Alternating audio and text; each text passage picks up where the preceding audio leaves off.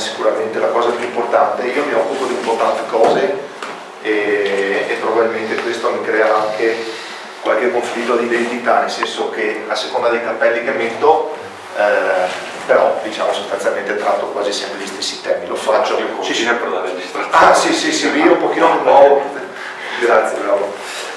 Diciamo che ovviamente chi mi dà da mangiare è la Regione Veneto, dove lavoro in ambito di progetti digitali e anche in ambito di progetti comunitari, quindi di fatto svolgo un ruolo da funzionario all'interno di questo ente. Poi fra le varie cose che comunque sono legate a questi temi, sono docente a contratto all'Università di Ca' Foscari, dove insegno social media.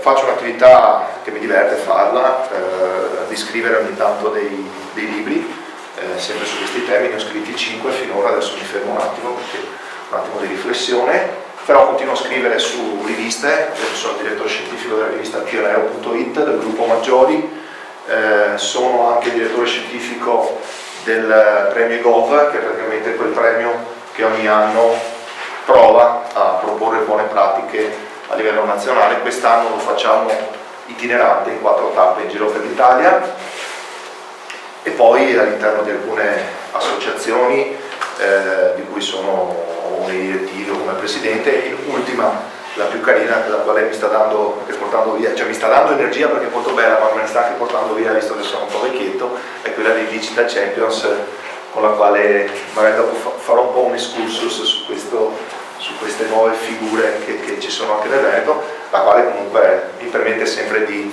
entrare in queste tematiche. Ovviamente faccio molte attività di consulenza all'interno di seminari, master, lezioni. Questa primavera ho fatto 5-6 master, tutti legati nell'ambito open data, agenda digitale, social media. C'è tanto bisogno di questi termini perché vengano declinati, capiti, specialmente da chi ha in mano redini, diciamo, manageriali, no? Leggiamo tutti i giorni sui giornali parole che troveremo anche qui, no? Smart cities, big data, internet degli oggetti, social media, tutti dicono cosa sono queste cose, che vantaggi ci portano, fateci capire. Quindi è un'attività divulgativa che quando ho tempo o voglia riesco a fare. Chiusa la parentesi, per cui vedrete che ogni tanto vi racconterò delle cose che ho appreso o direttamente attraverso il mio lavoro o anche attraverso gli studi, ma soprattutto attraverso le relazioni con partner italiani e anche europei, perché poi svolgo anche attività di progettazione europea ed altre cosucce. Veniamo al tema. Allora, il tema è affascinante sotto certi aspetti, dal mio punto di vista, perché permette così di aprire una scatola. Io Smart Cities la chiamo scatola, sostanzialmente un contenitore, no? Di aprire questa scatola e trovarci dentro tante belle caramelle, no? Che sarebbe bene gustare, perché effettivamente c'è del dolce dentro. Però dentro il contenitore delle Smart Cities c'è anche tanto amaro, dal mio punto di vista, nel senso che l'impostazione, come sempre che abbiamo dato in Italia, è un'impostazione sulla quale mi permetterò di pormi anche in una modalità un po' critica. Guardando il programma che voi avete preparato, mi sono fatto un po' di scaletta e ovviamente sull'abstract non ho assolutamente nulla da dire, è perfetto, e la scaletta prevede come primo impatto che cos'è Smart Cities, al netto di quella che io chiamo buzzword, no? Quindi cioè sostanzialmente che cos'è, oltre la parola, il termine al quale ovviamente tutti più o meno prima o poi aspettate che blocco sto robo qua, dovevo andare indietro. Ok, termine sul quale un po' tutti prima o poi abbiamo impattato, no? Quindi dico, è un'opportunità o è una buzzword? No, una buzzword vuol dire una parola tanto usata che si sente anche abusata sotto certi aspetti, no? Provendo per la seconda, devo dirvi subito, quindi mettiamo subito le mani avanti, sono abbastanza critico su questo. Però ovviamente ci sono delle opportunità che vedremo durante la giornata che sono legate, oltre che alla capacità di fare le cose per bene, io userò molto il termine buon senso. Il buon senso sta alla base di tutto, al netto di quali sono i paradigmi, se ci sono poi risorse, eccetera eccetera. Però se le cose vengono fatte con buon senso entriamo nell'ambito delle smart city. Spesso il termine viene anche declinato in una modalità più ampia, in smart territories, no? Quando ad esempio lo si affronta in una scala diversa, come può essere ad esempio quella o di una comunità montana piuttosto che di una provincia, piuttosto che di una regione, si parla di smart territories.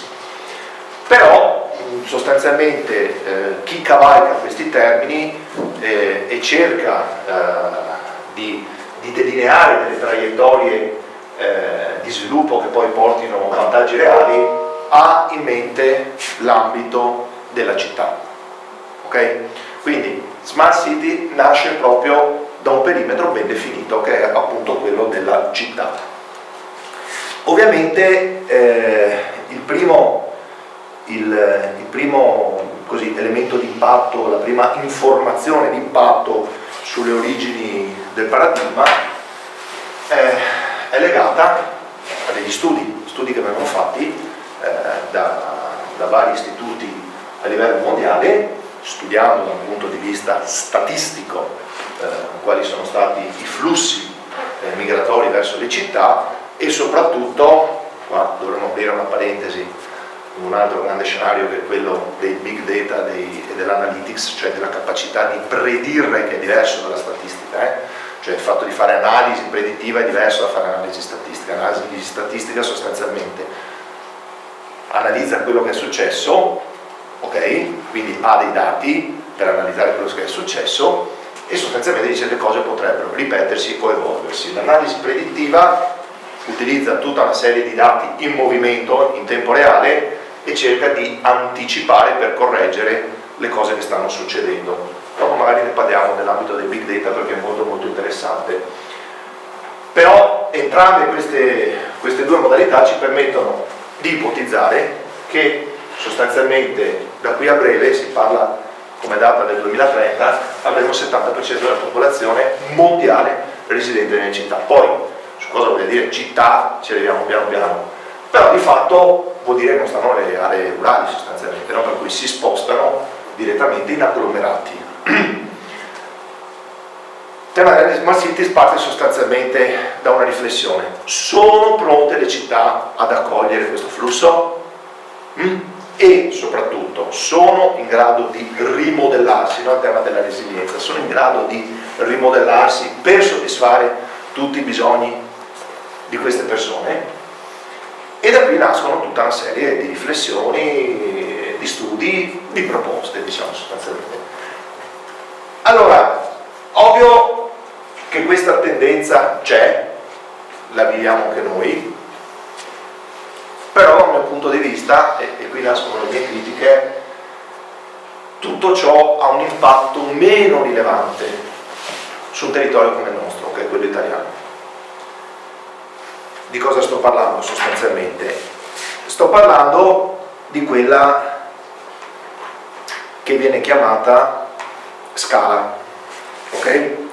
Cioè, quando noi ci riferiamo a paradigmi di questo tipo, e non solo questo, molti paradigmi che spesso mutuiamo da studi, tendenze, visioni che arrivano dall'estero, tentiamo di clonare esperienze, buone pratiche e soprattutto anche visioni in maniera incondizionata.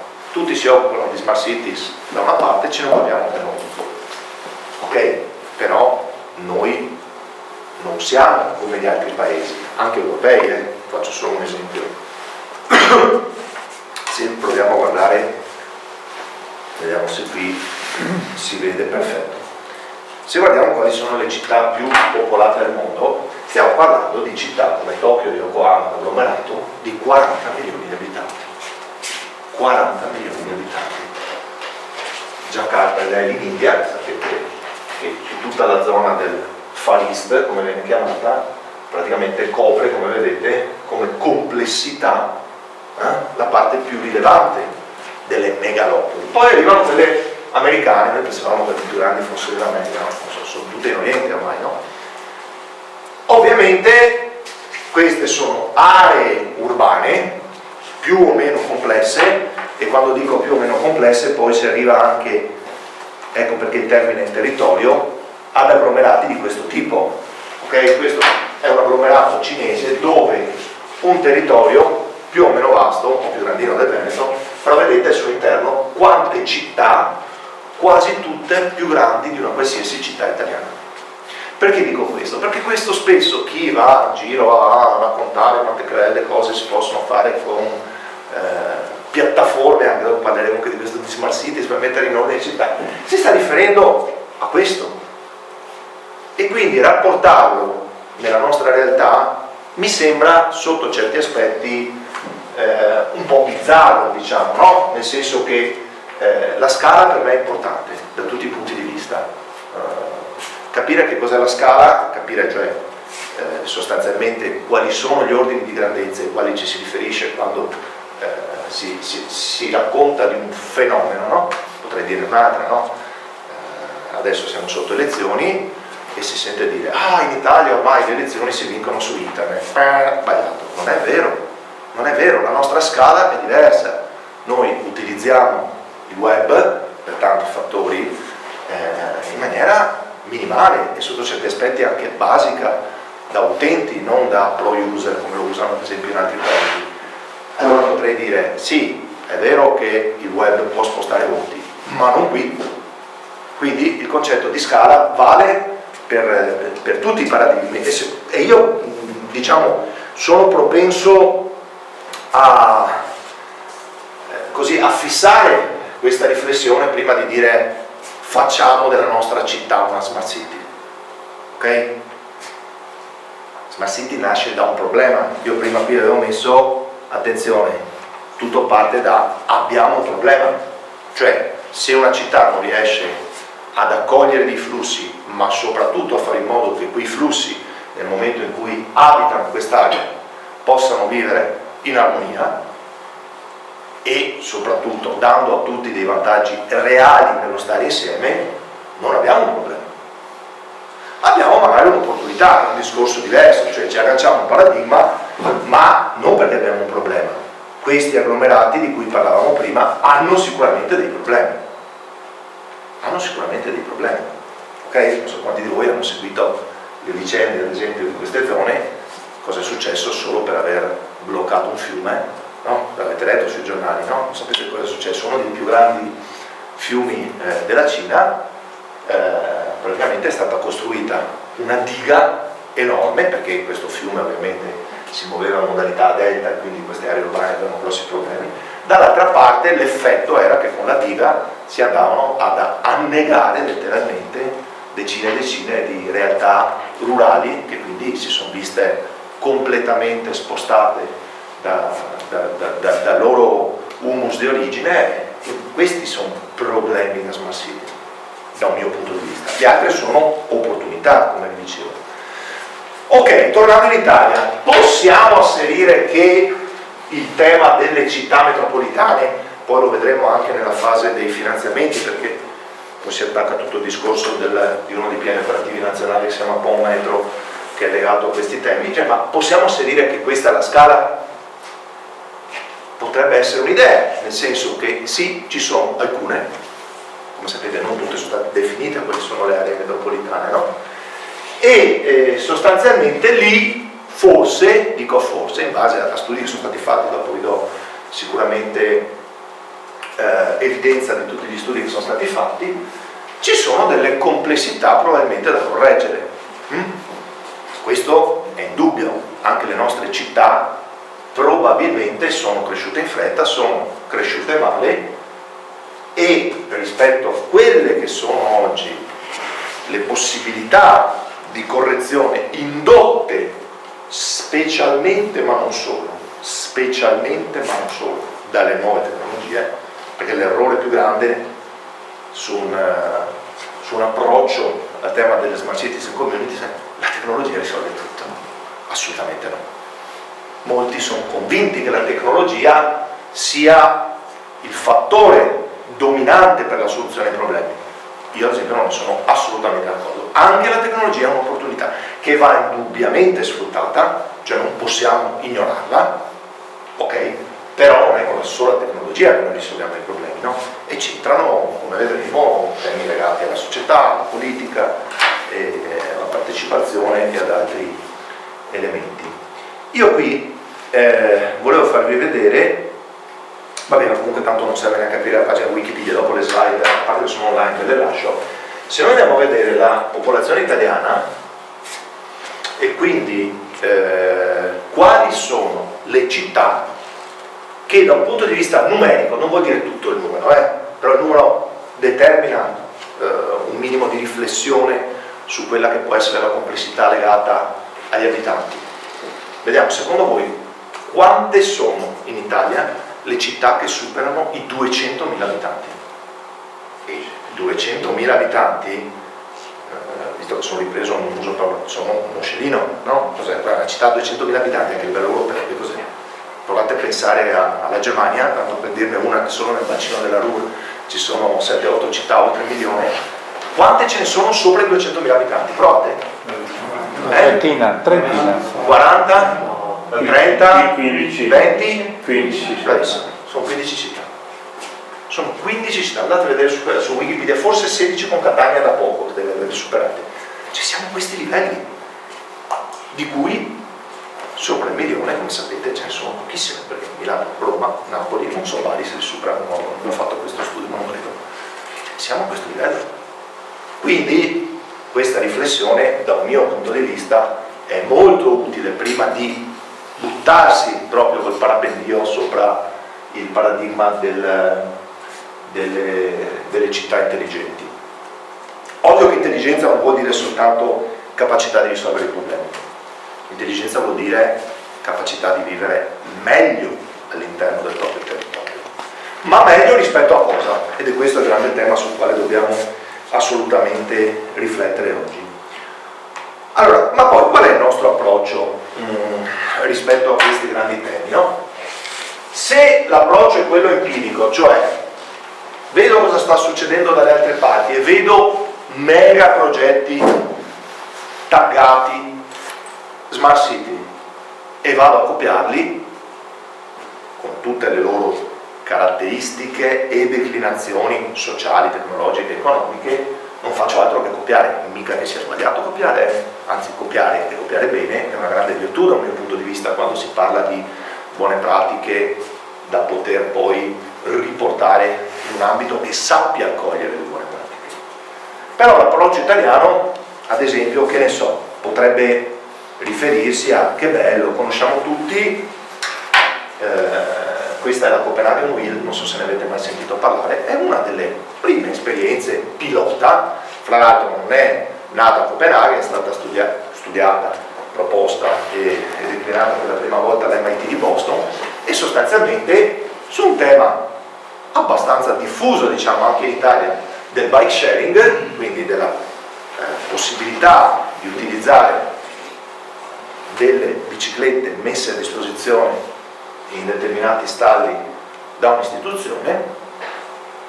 In questo caso una buona pratica come quella sconosciutissima della Copenhagen Wheel permette di andare oltre al bike sharing grazie a che cosa? A un altro grande tema di tendenza, quello dei sensori, la sensoristica. La sensoristica oggi è una cosa facile, poco costosa, perfettamente gestibile da un punto di vista tecnologico, ma di che sensori stiamo parlando? Sensori di tutti i tipi. Il primo sensore ce l'abbiamo anche noi sul telefono, no? Nel momento in cui il nostro telefono cerca un'antenna, c'è già una sensoristica in moto, poi quando il nostro telefono cerca un satellite per geolocalizzarsi, ce l'abbiamo tutti, magari alcuni neanche non lo sanno, abbiamo tutti un GPS, anche quella è una sensoristica. Il nostro telefono o gli orologi che stanno vendendo adesso, come avete visto le pubblicità, permettono di mettere della sensoristica per, che ne so, le pulsazioni o come vedete quelli che vanno a correre, controllare anche la parte cardiaca, ma poi posso mettere altri tipi di sensori. Gli stessi sensori che fanno l'rilevamento atmosferico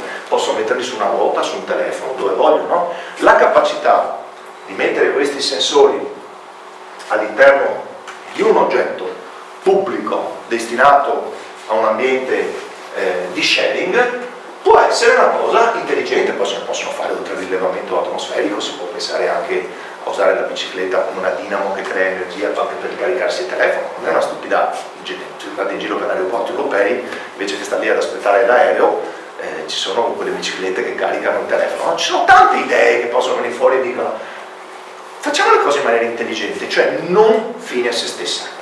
Cioè non è soltanto una bicicletta che ti do a disposizione per arrivare prima a casa e ovviamente evitare il traffico e evitare di prendere la tua auto e quindi creare ingorghi ed inquinamento. Si possono fare più cose e uno potrebbe dire ok, prendo a riferimento questo ed è un buon riferimento, no? Sto parlando di quelli più semplici. Altri riferimenti quali sono? Il carpooling, no? Carpooling è un altro grande tema sul quale le grosse città, però qua già si comincia a capire il tema della scala, no?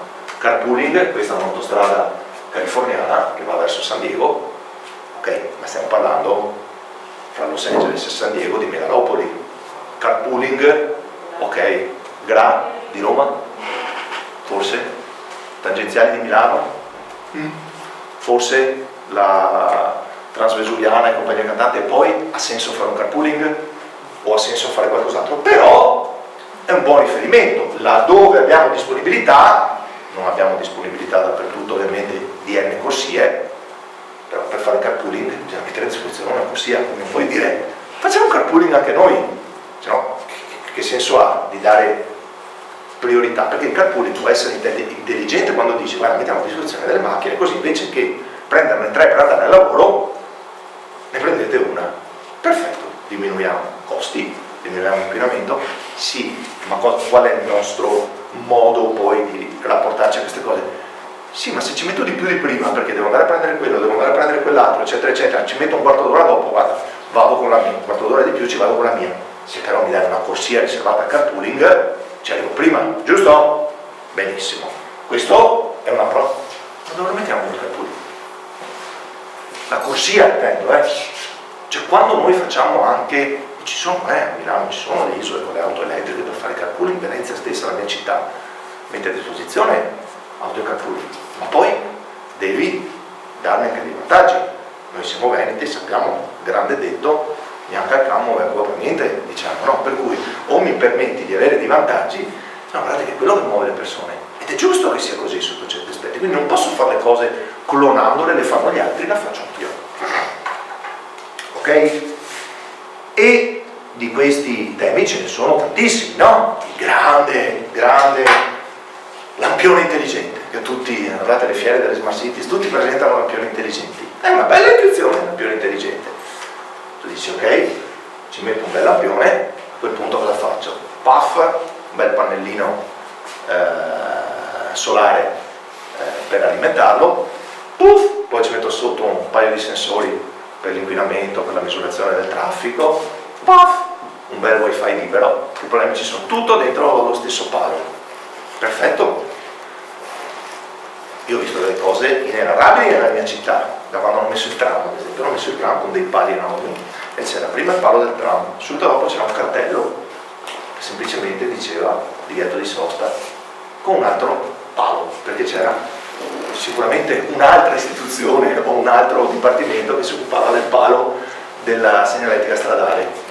Poi arriva, che ne so, l'Enel che pianta un palo per l'illuminazione, 3 pali, il quarto non mi ricordo più cos'era, ma c'erano 4 pali in 1 metro e magari lo spot wifi noi a Venezia ce l'abbiamo impiantato da un'altra parte. E a pianificarle le cose, non solo copiarle, cioè dobbiamo avere la capacità di mettere insieme più soggetti e qui entreremo un po' alla volta nell'ambito non solo della coprogettazione ma soprattutto della interoperabilità, che è un tema affascinante, non è solo tecnologico. Quindi l'approccio italiano ve lo faccio molto breve, cioè, l'approccio italiano qui devo farvi vedere un attimo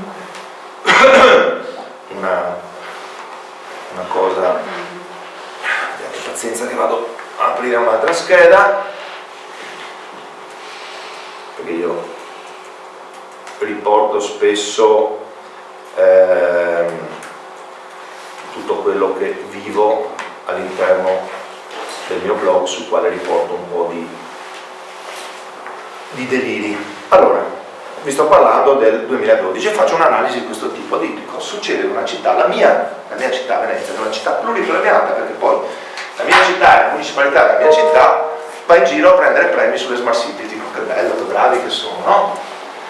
E certo, io da anni faccio una battaglia sulle piste ciclabili, perché le piste ciclabili disegnate per terra, sapete cosa permettono quelle disegnate per terra? Di vincere i concorsi, perché si misura il chilometraggio di Venezia, Mestre sostanzialmente, 200 km di piste ciclabili, non sono collegate fra di loro, sono solo disegnate per terra, quindi tutti ci parcheggiano sopra. Sto facendo battaglie da anni su queste cose, andando a finire sui giornali, intervistato sulle televisioni, ma al di là di questo vado a finire che un giorno mi succede questo: sono abbonato ovviamente, noi abbiamo, da Città Smart abbiamo questo, è una bella tessera Venezia unica con la quale con questo chip possiamo fare tante cose, fra cui anche prendere una di queste biciclette. Prendo la bicicletta. Solo i veneziani questo, no? Come? Solo i veneziani o anche i veneti possono prendere quello? Questo è per residenti. Sì. Però se non sei residente ma lavori a Venezia puoi fare richiesta ovviamente.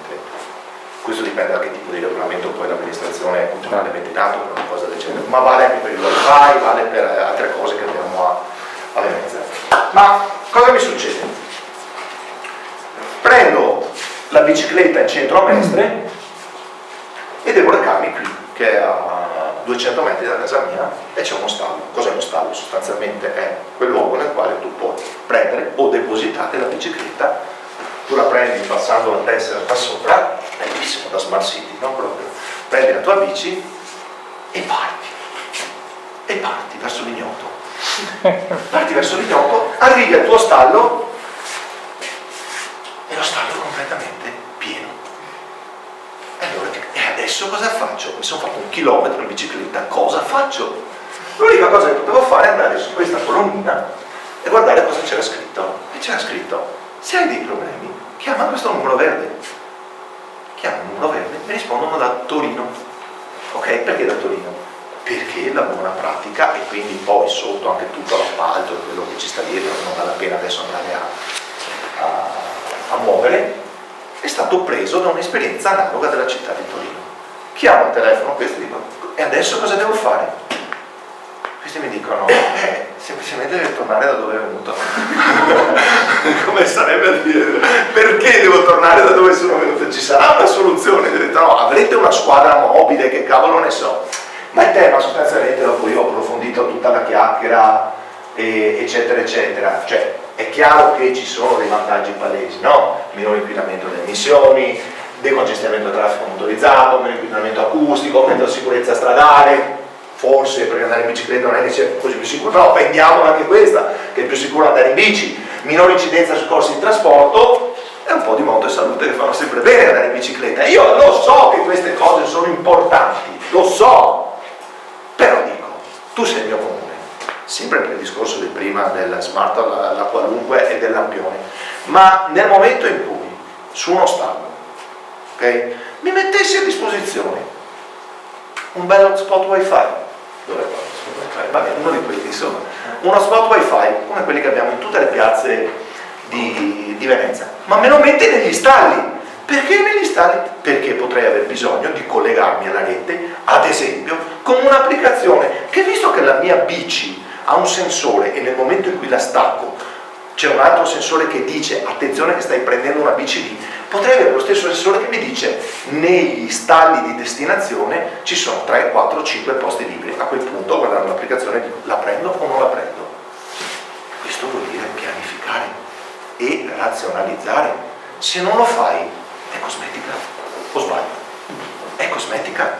Allora posso anche vincere il premio Smart City perché qualcuno me lo dà e siamo tutti contenti di bullarci che siamo una città smart, ma alla fine della fiera non mi sembra che questo abbia effettivamente risolto i problemi. Sei venuto a ricevere? Come? Sei venuto a ricevere? No, sono dovuto tornare indietro. Che poi tornare indietro, anche lì è la stessa cosa, non c'era uno stallo solo, ce n'erano altri intermedi. Cosa fai? Su quale fai? Cioè, capisci che ci vorrebbe poco, insomma, fra l'altro, visto che sono dati pubblici e dati liberi, dopo entriamo nell'ambito dell'open data, libera i dati, fai fare a 2 università, 3 ragazzini un'applicazione, la regali a tutti i cittadini, ormai credo che tutti abbiamo uno smartphone, permettimi di vedere, insomma, che è la cosa semplice, no? Ma anche per misurare quanto ci vuole, ma soprattutto ci sono problemi, la strada è chiusa, aperta, c'è una manifestazione, hanno buttato giù un muro, non lo so. 2 giorni fa, a proposito di smart da qualunque, mi arriva questa segnalazione, ed è qui cioè, noi ci definiamo città smart, città che sono vicine ai cittadini, città che vogliono partecipare con i cittadini, e poi succedono cose del genere. Computer bloccati. È possibile? Computer bloccati, è vero che ho detto la tecnologia non è tutto e non risolve tutti i problemi, ma se non ho un'ossatura tecnologica affidabile, assolutamente affidabile, non cominciamo nemmeno a parlare di smart city.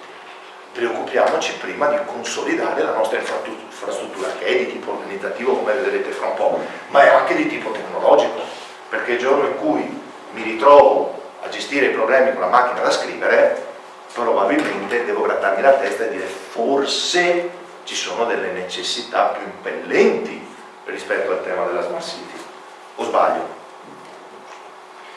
O, visto che poi li declineremo tutti, ok, mi si debba spiegare perché, parliamo adesso di smart health, dopo lo vedremo, no? Di tutto quello che si può fare con medicina, CUP online, ritiro dei referti, telemedicina, eccetera, eccetera, no?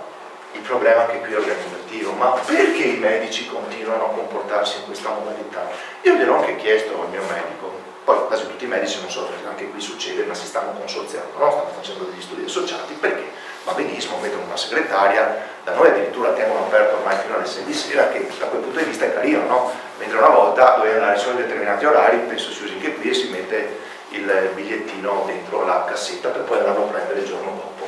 Ma io stavo pensando a delle cose, cioè dico, ma usate, dopo ne parliamo, cloud computing, no? Mettetelo lì, dimmi, c'è un cesto dove io da casa, probabilmente qualcuno di voi utilizza sistemi come Dropbox, tanto per dirne uno, ma ne può fare uno il comune, che è uguale, lo può fare lo studio medico, buttami lì dentro, ok? E poi io, in qualche modo, te la processo, per carità, bisogna andarla a prendere ancora, ci stiamo arrivando, perché tra un po' ci sarà ovviamente la ricetta, so che Arsenal sta lavorando bene, Arsenal è il consorzio delle ASL e del Veneto, probabilmente avremo una ricetta telematica, come abbiamo già avuto, come avete visto, il certificato di malattia, ad esempio, no? Che è stato completamente digitalizzato. Però queste cose si possono fare anche con il buon senso. Perché devo passare 2 volte? Io ad esempio c'ho la mia mamma di 90 anni, che ovviamente lei non si può muovere, e c'ha delle ricette ripetibili. Allora è sempre la stessa ricetta. Mi spieghi perché ogni volta devo venire, mettertela dentro la cassetta? Ovviamente per venire, vabbè, posso prendere la bici, ma a volte prendo la macchina, arrivo in ritardo al lavoro, poi arrivo incazzato anche, se arrivo in ritardo arrivo incazzato. E poi il giorno dopo devo venire a devo ripassare a prenderla. Cioè, mettiamoci il buon senso. Poi per carità è vero, magari qualcuno dei medici come il mio dice ma mica tutti sono bravi ad operare. Ma cosa c'entra bravura? Di solito ci sono i nipoti, ci sono i figli che un po' di destrezza su queste cose le hanno, che fanno questo lavoro, no? Per cui non trovare la scusa che non si possono digitalizzare alcuni servizi che sono servizi sociali, medici, semplici. Quindi entriamo un po' alla volta nei principi. Mi fermo, ve l'ho detto, dialogico, ma ancora non avete aperto bocca, a parte il numero delle città maggiori a 200.000 abitanti. Come vi sembra, innanzitutto come approccio, cioè nel senso, è un tema solo affascinante, è un tema complesso, è un'opportunità. Vai. Solo un'osservazione, in effetti, parto da un esempio recente, la fattura elettronica, Certo. istituita adesso dal 25 marzo. Come molto spesso si digitalizzino procedimenti che da tempo sono su carta, ma non vengono ripensati, non vengono reingegnerizzati. Per cui si traspone sul digitale la stessa complessità, bravissimo. Adesso porto un esempio: fattura digitale, fai XML, PEC, notifica automatica, eccetera. Dopo cosa fai? La stampi per recuperarla. Sono esempi del genere. al 100% d'accordo con te. Io questa la chiamo cosmetica, cioè il mio modo di definire questa cosa è cosmetica, cioè il fatto di digitalizzare l'esistente e riproporlo sostanzialmente da un punto di vista di processo senza ripensarlo, è cosmetica, è una bella pennellata di cosmetica, ma non risolve il problema. Poi lo vedremo piano piano, entriamo nell'ambito della coprogettazione fino ad arrivare ai Living Lab, fra un po' ne parliamo di queste cose. Però hai perfettamente ragione, quando si va a deployare, quindi a mettere in opera una nuova modalità, va ripensata assieme a tutti gli attori, ok? Nel senso che va ripensata anche rispetto a quello che è l'utente finale, non solo ai miei vantaggi nel robotizzarla con dei meccanismi informatico-digitali, perché quello è un vantaggio della pubblica amministrazione, non è un vantaggio dell'utente finale, sempre che sia un vantaggio, perché poi se andassimo a calcolare costi e benefici è tutto da vedere, ma sono, hai detto, uno dei pilastri, cosmetica digitale, come la chiamo io. Altri, su questa prima introduzione, vi ritrovate, ci sono delle cose rispetto a... Vai. Sempre sul fattore di scala. Sì. Allora, a questo punto siamo sicuri che la scala degli utenti possibili è un fattore di scala superiore agli utenti che non usano questo tipo di tecnologie?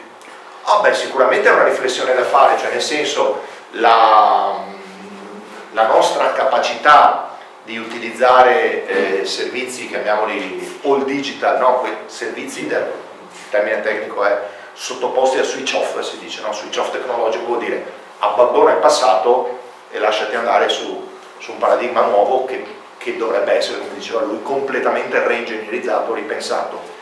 Però mancano alcuni presupposti di base e sono perfettamente d'accordo con te, perché per poter dare accesso a tutti a queste potenzialità ci sono alcuni requisiti. Se volete guardarlo, adesso non ho tanta voglia di ci mettiamo un attimo, guardiamo la Digital Agenda Scoreboard. Che cos'è la Digital Agenda Scoreboard? Ve lo faccio vedere. Digital Agenda Scoreboard, ok. Allora, la Digital Agenda Scoreboard nasce ovviamente all'interno del grande programma Europa 2020, che è il programma decennale che è venuto dopo di Lisbona, ok? E sostanzialmente va a misurare le capacità, che dicevi tu, che hanno i paesi della comunità europea. Aspetta, facciamo un po' di zoom perché altrimenti non si vede, ok? Ancora un po', ok? Vanno a misurare la capacità che hanno i paesi membri di avere accesso, attenzione, non è solamente accesso alla rete, è anche accesso attraverso le competenze digitali per poter accedere ai servizi, e poi in base a questa fotografia ti dicono: ehi ciccio, entro il 2013, 20, 18, 23, andiamo al 2023, cioè Europa 2020 vuol dire entro il 2020 dovremmo essere tutti uguali, no? Oh, partiamo qui, questa è l'Italia, hai perfettamente ragione, quella è l'Italia, vedete dov'è? E attenzione che questo è un aggregato fra connettività, quindi possiamo dire che qui non siamo messi malissimo, ma comunque siamo sotto human capital, use of internet, integration digital technology, digital public services, quindi i servizi online, quelli che dicevi tu. Noi siamo lì, sono perfettamente d'accordo, per cui pensare, me la rimetto perché pensavo fosse più caldo, invece non lo è, pensare di risolvere questi problemi con le tecnologie ci deve far riflettere. Andiamo a guardare dove siamo prima e quali problemi dobbiamo risolvere. Quali dobbiamo risolvere? Quelli della macchina da scrivere che ti ho detto prima, ovviamente. E poi il grande tema della cultura, ti faccio un esempio, ed è molto collegato anche alla fattura, così vi racconto che sono i Digital Champions, va bene? Così facciamo anche questo excursus. Quando parliamo di switch off, è un bellissimo tema lo switch off, no? La fattura elettronica è uno degli ultimi switch off. Uno dei primi switch off, quello dell'anno scorso è stato bellissimo anche quello, iscrizioni a scuola è stato un altro bellissimo switch off, no? Uno dei primi è stato TV analogica, TV digitale, ve lo ricordate? Sì. TV analogica, TV digitale. Giustamente, visto che le piattaforme digitali oggi mettono a disposizione una pluralità di contenuti, una pluralità di tecnologie che ci permettono di avere accesso a informazioni e conoscenza molto più ampie, a un certo punto avevamo detto tutti al digitale, in ritardo anche rispetto ad altri paesi. Cosa è successo in quei giorni? che, come sempre, riflettendo sulle nostre capacità, il paese è andato in crisi. Perché? La maggior parte delle nonne non erano in grado di riprogrammare i televisori. Giusto? Chi è intervenuto? Chi se lo ricorda? Chi è intervenuto? I nipoti. I nipoti erano i digital champions.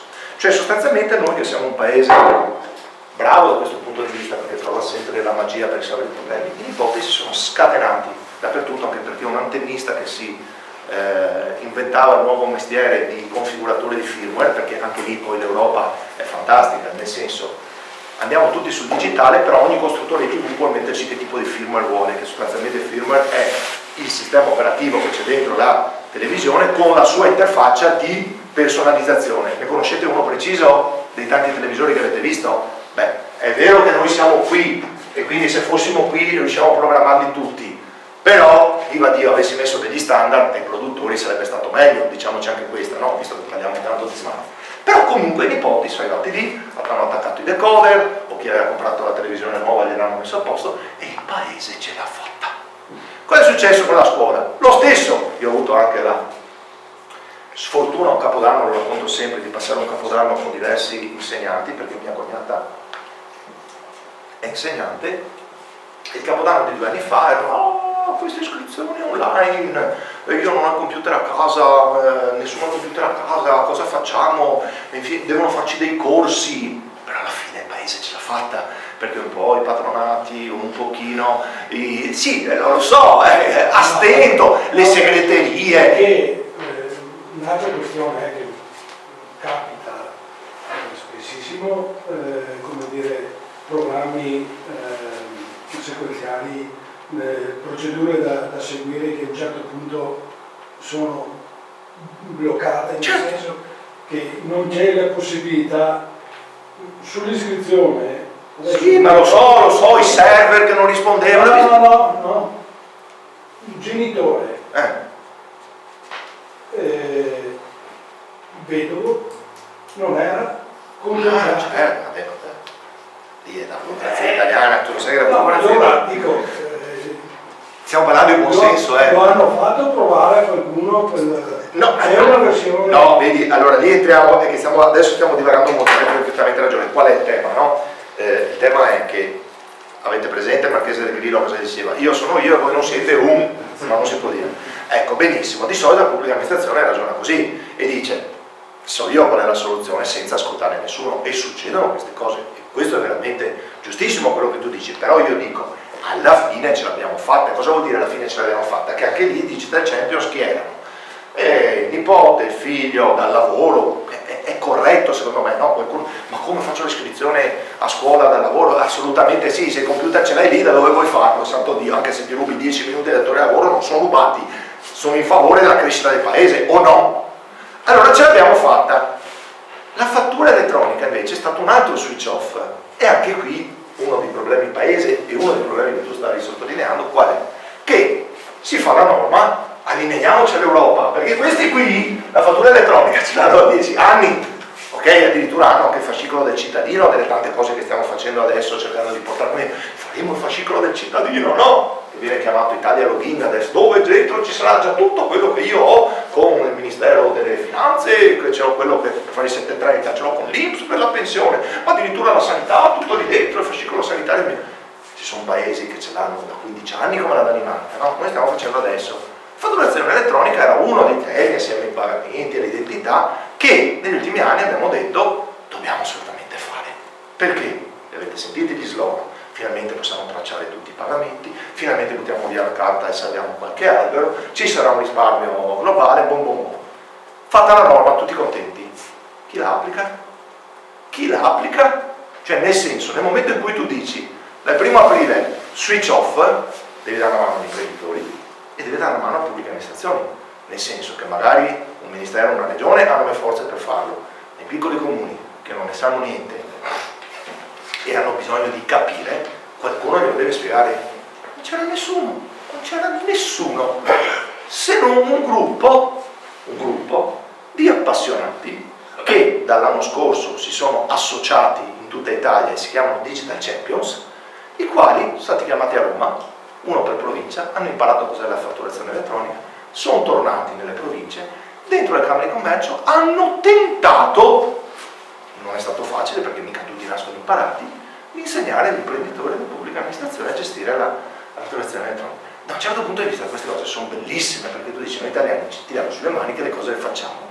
Ma non è così che risolvi questo, Cioè dovresti pianificare, ne parleremo molto fra un po' di pianificazione, qual è la parte di execution, come viene chiamata, per poter mettere in opera delle cose. O no? Bene. Cioè le cose non sono belle perché sono belle perché creano vantaggi, specialmente in questi ambiti, o no? Però, facendo questa escursione sulla scoreboard, sono assolutamente d'accordo con te. Noi pecchiamo prima di un problema, come hai visto, infrastrutturale, quindi il tema dell'accesso alle autostrade dell'informazione è molto importante, ma soprattutto abbiamo un problema molto ma molto grosso legato alle competenze, ma non soltanto dei cittadini, perché i cittadini con le generazioni che vengono avanti un po' ce la fanno, no? Abbiamo grossi problemi di competenze rispetto a chi ha in mano le redini del paese. I manager privati, pubblici, italiani da 30 anni hanno spento il cervello, ragazzi. Hanno spento il cervello. Su questi temi di cui stiamo trattando oggi ci guardano dicendo quelli sono tutti matti. No, non è che sono tutti matti, è che il mondo è andato avanti e tu ti sei fermato. Questa è la verità. Dunque, andiamo sui principi della Smart Cities, perché qui abbiamo bisogno assolutamente di riflettere, no? Che tipo di approccio vogliamo avere per poter gestire al meglio, far crescere in armonia e soddisfare i bisogni di tutti e possibilmente dare dei vantaggi, no? Questa è l'ottica. Quindi cosa vogliamo fare? Cosa vogliamo fare? Decidiamo semplicemente dentro una seduta di giunta? E quello è il modo in cui si fa una Smart City, cioè il più bravo degli assessori che ha studiato, tranquilli, ho visto come hanno fatto dall'altra parte, prendo lo stesso software, piattaforma Smart City, fra 15 giorni anche Sant'Orso sarà una città Smart City. Può essere un'idea? Non lo so. Ma soprattutto, prima di fare un qualsiasi tipo di modello, di adattarci a un modello esistente, quali sono i requisiti fondamentali? Cioè, da cosa dobbiamo partire? Abbiamo un'idea di città. Ma l'idea di città di chi è? Di chi governa? Potrebbe dire, hanno letto un programma, l'idea di città è questa. O è un qualcosa di più complesso, nel quale concorrono sostanzialmente, prima, ricordatelo, quelli che verranno dopo di noi. Next city, io dico sempre next city, cioè io non sto lavorando per ottimizzare i miei bisogni oggi, io che ho una certa età e ho 3 figli, io devo avere un'idea di città per loro, cioè non devo risolvere i problemi in una prospettiva di accomodamento, devo gestire sviluppo, crescita, coesione. Ce l'abbiamo questa idea? E se non ce l'abbiamo, che cosa dobbiamo fare? Cosa dite? Cosa vi viene in mente per prima cosa? Cosa vorreste fare? Analizzare dei dati, la prima cosa che si fa sempre, analizzare dei dati, altrimenti l'approccio è sempre di tipo empirico. Lo faccio perché lo fa un altro, lo faccio perché è di moda, lo faccio perché tecnologicamente voglio essere anch'io come gli altri. No, io prima devo studiare. Questo è SimCity, è un gioco, non posso giocare con la mia città. Le città non sono tutte uguali, hanno delle caratteristiche, delle peculiarità, hanno dei sostrati culturali, sociali e storici, hanno delle posizioni di tipo ambientale che sono diverse. Non è mettere insieme le casette come su SimCity, ho bisogno di un piano e per fare un piano non me lo posso inventare a prescindere dal mettere insieme tutta una serie di dati che mi dicano chi sono. Cioè, noi lo facciamo ogni tanto un passaggio dal medico o no? E gli diciamo, me lo fai un check-up? Perché insomma, io alla mia veneranda età non è che posso mangiare di tutto, mi piacerebbe mangiare di tutto, ma ogni tanto devo controllarmi, trigliceridi, colesterolo, è una cosa normale, è una cosa normale, ma lo devo fare anche per i miei figli, nel senso anche loro li devo analizzare. Ne ho uno che ha determinate allergie e devo stare attento, ho bisogno di quei dati per capire cosa può mangiare, se può o non può correre o no. Allora questa attività si chiama benchmarking. Sostanzialmente dobbiamo raccogliere dati, analizzare i dati e confrontare i dati anche con altri soggetti simili. I piani non si fanno senza i dati, non si devono fare senza i dati, e i dati sono un'ossatura molto ma molto importante per lo sviluppo della città. Siete d'accordo? Se non siete d'accordo me lo dite, ok? Quindi la raccolta dei dati, fra l'altro, ci permette, nel momento in cui, come vedete, entriamo nel sistema partecipato, di poter dire no, guarda, di tutto mi puoi accusare, ma non che io ho un piano in testa e lo voglio forzare top down solo perché sono stato eletto e adesso ho il mandato. No, io ho analizzato dei dati, mettiamoci in discussione, ma lo faccio perché i dati mi dicono che devo reagire a determinate situazioni o che devo ripianificare determinate situazioni, ma non lo vedo solo come tutela, lo vedo proprio come approccio costruttivo. Visto che ho dei dati, abbiamo qualcosa su cui discutere, se no è la mia idea contro la tua idea. Ha senso per una città da costruire? Ok? Quindi perché usiamo il tema Smart Community e anche il titolo della presentazione Smart City e Smart Community? Perché non può esserci un ambiente smart, quindi un territorio smart, una città smart, se anche la comunità non è smart.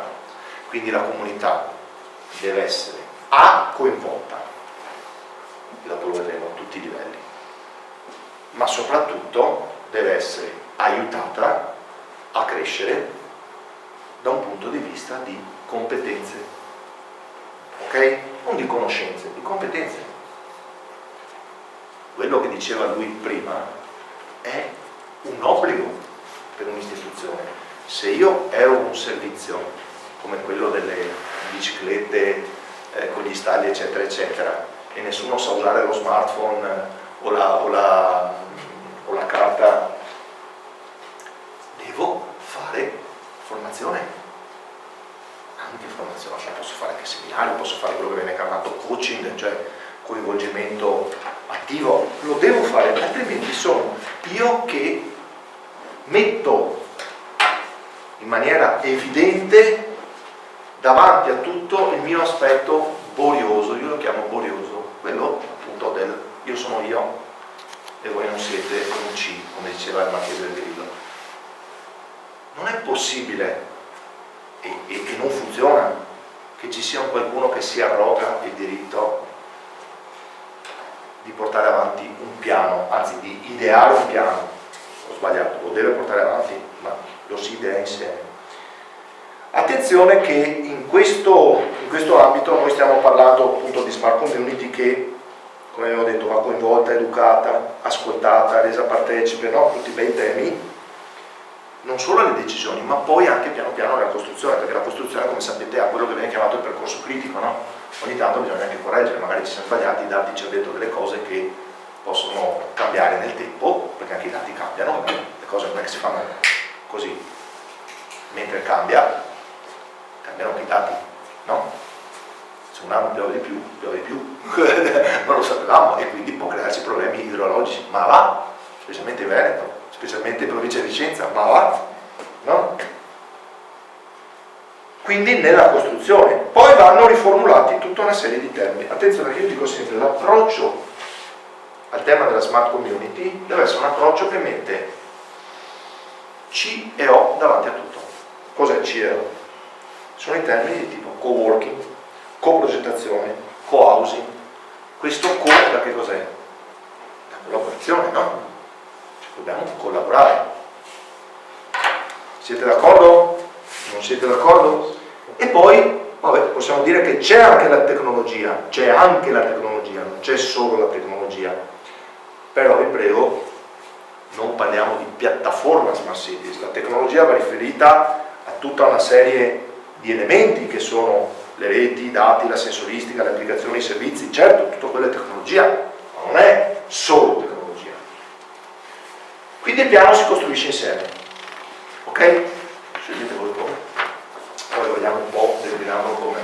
Quindi dobbiamo avere poi una roadmap, cioè nel senso, da qui a n tempo dove vogliamo andare, perché il piano prevede una scansione temporale, no? Di solito i piani si fanno facendo una mappa concettuale, come dicono quelli bravi VBS, e poi si fa quello che viene chiamato il tempogramma, o quelli bravi chiamano Gantt, no?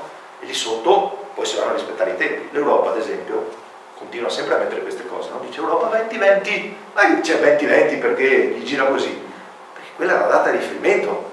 E noi siamo abituati nella roadmap a chiamarle agende digitali, ad esempio. Perché agenda? Perché il riferimento è a un'agenda, un calendario. Di solito nel calendario noi mettiamo sì anche altre cose, tipo il compleanno della zia, ma di solito mettiamo pagare la bolletta della luce.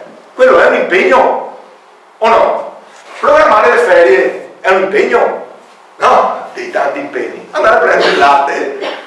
Le agende sostanzialmente dicono rispetto a prendere il latte, andare in ferie o comprare le aspirine, quel giorno, quell'anno, non è che può essere partiamo e vediamo come va, no?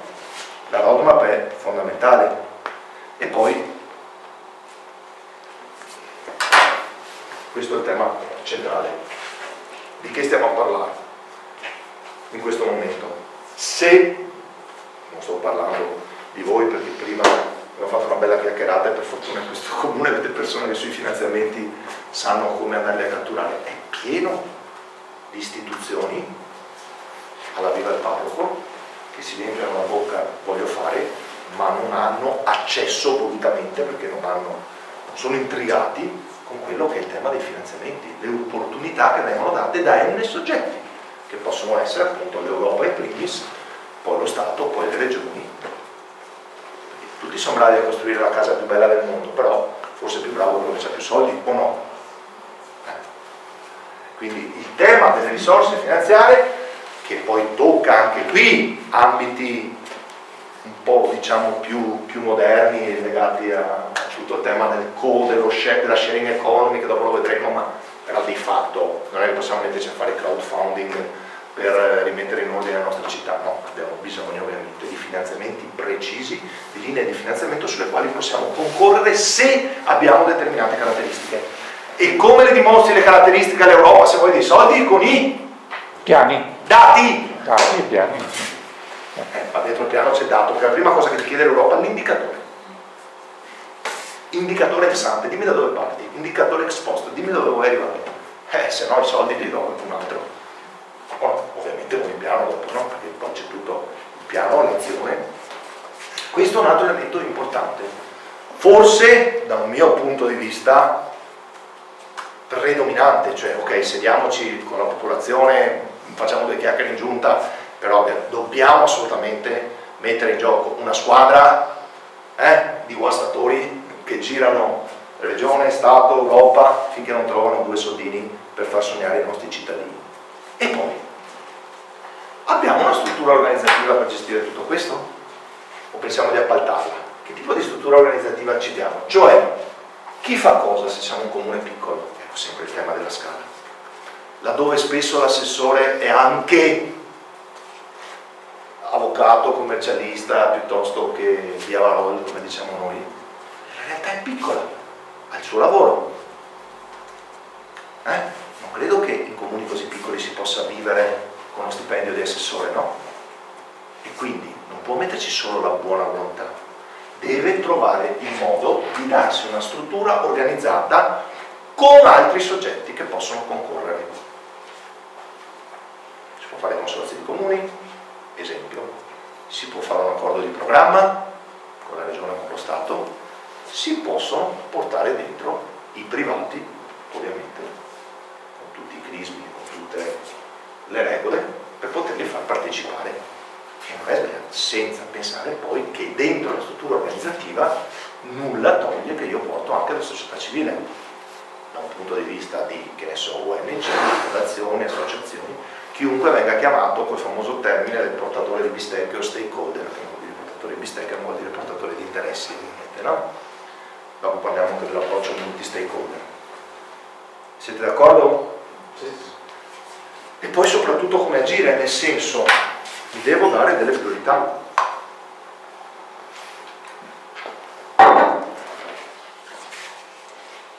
Mi devo dare delle priorità, devo trovare i soggetti attuatori, non possono essere sempre i digital champion, se ve lo dico chiaro, veniamo famiglia anche noi. E qualsiasi azione che porti, che sia uno switch off di servizi, che sia comunque un impianto tecnologico o uno sconvolgimento di tipo sociale, c'è bisogno che ci sia un soggetto di riferimento che se ne faccia carico e che riesca a gestire, perché siamo in situazioni complesse anche da un punto di vista ideologico, sentimentale, passionale. Voi sapete che si scatena, l'Italia è un famosissimo paese nel quale la sindrome di NIMBY è all'ennesima potenza. Sapete cos'è la sindrome di NIMBY? No. NIMBY vuol dire not in my backyard, che vuol dire vuoi fare la pedemontana? Falla dove vuoi, ma non sul miei giardini. Che questo è tipico atteggiamento italiano. Noi su questo siamo veramente molto ma molto diversi dagli altri paesi. Vi racconto un piccolo aneddoto proprio per farvi capire che vanno gestite le situazioni critiche, no? Che ci saranno sicuramente. Mi ricordo molti anni fa, io ero a Barcellona per delle conferenze, quanti di voi sono stati al Parc d'Urwell, quello bellissimo dove c'è, bravissimo, Goodin, no? Sapete, una collina, no? Avete visto una collina? Adesso ci si arriva con le scale mobili, anche l'ovovia, eccetera. Una volta ci si arrivava o andando a piedi, che era bella lunga, o prendendo un autobus che non ci arrivava mai perché la metro è molto indietro. Insomma, alla fine nel comune di Barcellona ci cominciamo a mettere scale mobili, ovovie, eccetera. Siamo arrivati proprio un pomeriggio che stavano finendo i lavori. E poi dici che bello, mettono le ovovie, mettono i tapirulan, però facciamo caldo boia, andiamo verso un baretto a bere qualcosa e vediamo che su quei condomini davanti a Park Güell c'erano lenzuola bianche, come usano gli spagnoli, ho scritto sindaco, porco, bastardo, municipio devi morire, c'è una rivoluzione, e andati a dire, ma cosa sta succedendo questo casino fa? E hanno buttato giù 2 condomini. Vabbè, poveretti, ho detto io, no? Cioè, poveretti cosa? Ho detto io. Qualcuno deve morire se vogliamo mandare avanti il paese. Cioè lui l'ha buttato in maniera così eufemistica, però ha detto, figlioli, cioè l'interesse di pochi non può bloccare il vantaggio di molti. E qui noi italiani, cioè, provate a pensarci, il pilone della Pedemontana non volete nessuno, giusto? Non volete nessuno. Eppure quando siamo scelte da Smart City qualcuno avrà più traffico, qualcuno meno traffico, qualcuno avrà più inquinamento, si spera ovviamente che tutti stiano meglio. Però all'inizio, visto che poi dobbiamo correggere, qualcuno dovrà gestire situazioni critiche. E allora il piano e la parte di azione deve prevedere anche tutti questi deterrenti, se ci sono, e come risolvere le situazioni critiche. Allora, cosa bisogna fare sostanzialmente? A. Conoscere il proprio territorio. Per conoscere il proprio territorio, come abbiamo detto, c'è bisogno di raccogliere dati.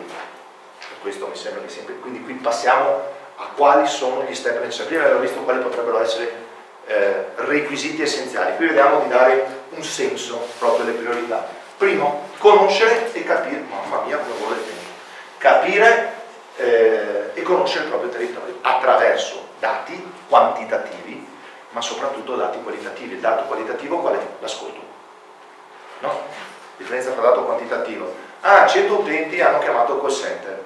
La settimana dopo 50, vuol dire che allora il prodotto va bene, va benissimo. Sì, ma se quei 100 avevano un problema piccolo e i 50 hanno un problema enorme, è diverso. Nel senso, solo ascoltando il problema capisco io se il mio prodotto o servizio va bene o va male, no? Se voi qui, finita questa attività, rispetto al seminario prima c'erano 30 persone in meno, ok? Probabilmente il relatore non era interessante, ma se voi entrate in empatia con me e solo 3-4 capiscono prendono proprio il tema e magari anche su un foglio, non so se avete il foglio, il questionario di gradimento, tutti mettete a 100, questo è un dato di tipo qualitativo e questo dato qui si raccoglie solamente con l'ascolto, ok? Quindi ricordiamoci che la quantità ci dice delle cose molto importanti, però bisogna avere la pazienza per conoscere e capire proprio il territorio, di ascoltare. Rapporto con gli stakeholders, fondamentale. In tutti i territori noi abbiamo gruppi di interesse di vario tipo, alcuni aggregati organizzati molto molto bene, sotto qualsiasi forma, può essere una confederazione di artigiani piuttosto che di industriali o di agricoltori, può essere il sindacato dei pensionati o la compagnia degli alcolisti anonimi, non lo so, spero che non ce l'abbiate, ma comunque può essere una ONG, può essere i Digital Champions che sono di fatto degli stakeholders, può essere un gruppo di studenti che stanno facendo delle ricerche, può essere. Quindi il rapporto deve essere con tutti questi, nessuno escluso. Attenzione che le categorie, se le lasciate fuori, categorie, associazioni, sindacati, eccetera, eccetera, se le lasciate fuori da questo processo, poi li bastonano, e giustamente secondo me, perché loro conoscono i temi di loro competenza, ma soprattutto ascoltano più di voi i loro associati e quindi hanno bisogno che questa rappresentanza venga qualificata e poi entri in un ambito di negoziazione su quello che è il momento decisionale. Quindi rapporto multi-stakeholder e poi direttamente la cittadinanza, perché molti soggetti non sono rappresentati da aggregazioni, ma hanno pari diritto e dignità di poter dire la loro. Qualcuno, come sempre, verrà lì per il suo narcisismo, perché finalmente avrà modo di farsi conoscere da tutti, ma molti vengono per ascoltare, per capire che cosa sarà il loro futuro, e se in maniera molto timida alzano la mano e vi raccontano delle cose che non conoscete, per voi è arricchimento, ok? Quindi la cittadinanza va assolutamente coinvolta dopo aver ascoltato gli stakeholders. Perché dico dopo? Perché di fatto gli stakeholders rappresentano in forma organizzata una serie di interessi primari e spesso hanno anche le competenze in ambito di pianificazione e programmazione. Non per niente, chi se ne intende un po', dopo ne parliamo un po', di fatto sono elementi obbligatori dentro quello che viene chiamato il tavolo di partenariato, che è quel famoso tavolo che non lascia fare allo Stato o alle regioni o all'Europa, fate quello che volete, ma visto che ci sono dei soldi, devono fare delle cose, ascoltateci. Quando ci avete ascoltato e noi abbiamo detto va bene, si può fare, allora l'ok del tavolo di partenariato, che è un organismo istituito, specialmente quando ci sono finanziamenti, allora queste persone, gli stakeholders di primo livello, quelli aggregati e organizzati, sono i primi ad ascoltare. Dimmi. No, non c'è il rischio poi qui che si perda, mentre con i stakeholder parliamo con delle persone con competenze, conoscenze, e mentre poi qui in questo passaggio si rischia di trovarsi a un confronto che è più emotivo, meno supportato anche e di conseguenza poi lì... No, ti capisco, però non lo puoi evitare, anche perché posso dirti, siamo sinceri, anche se ci registra la telecamera non ce ne frega niente, hai detto perfettamente, lo stakeholder organizzato ha competenze, ma soprattutto ha, spesso, bravissimo, interessi settoriali, giusto? Quindi in un ambito di tavolo di partenariato è chiaro che gli industriali rispetto agli artigiani cercano di portare a casa più roba rispetto magari, che ne so, agli operatori del sociale o a chi ne ha più ne metta o della formazione. Però Smart City è nessuno escluso, io ti do l'opportunità di potermi raccontare la tua storia, eventualmente anche di tracciarmi una tua visione. Ovvio che poi devo bilanciare le cose, ti faccio solo un esempio. Gli inglesi su questo sono molto bravi. Gli inglesi in quasi tutti i sistemi di partecipazione mettono un bottone chiamato Ideas. Il bottone Ideas permette a uno di dire: ah, che bello, mi piacerebbe che tu come comune facessi questa cosa. Il comune poi va ad analizzare se questa cosa ha un beneficio, ok, diretto all'interessato o alla comunità. L'altro giorno lo raccontavo perché mi occupavo del tema dei dati pubblici, che poi ci arriviamo. Quando si dice pubblica amministrazione deve dare i dati pubblici, giusto, giustissimo, poi è stato uno dei primi in Italia a rompere le scatole a tutti. Ok, diamo i dati pubblici. Ma se mi arriva uno e dice, ehi, vorrei i dati pubblici che tu hai raccolto, che ne so, l'ARPA, ne dico una, piuttosto che un'azienda sanitaria, di tutti quelli nati nell'anno che sono passati da qui a lì e hanno avuto una malattia particolare, e tu gli dici, ma no, devi d'opera per fare questa cosa mi costa 300.000 euro. Lo fai? No, perché interessa di uno. Quindi il concetto di dire ti porto un'idea è giusto perché ascolto, però quell'idea, nel momento in cui tu gli dai dignità di idea, la devi misurare con gli interessi della collettività, non del singolo. La collettività è rappresentata dagli stakeholders organizzati e dal resto dei soggetti non organizzati. Hanno pari dignità anche al voto, o no? Che pesino meno? Sotto certi aspetti sì. Organizzare il lavoro, poi. Fatto tutto questo, entriamo nell'ambito della pianificazione. Attenzione che progettare e pianificare sono due cose diverse. Il piano è conseguenza della strategia del programma, no? Assunto qual è il programma, cioè voglio fare queste cose, poi è il piano attuativo e ovviamente devo organizzare il lavoro. Chi fa cosa e in determinati tempi.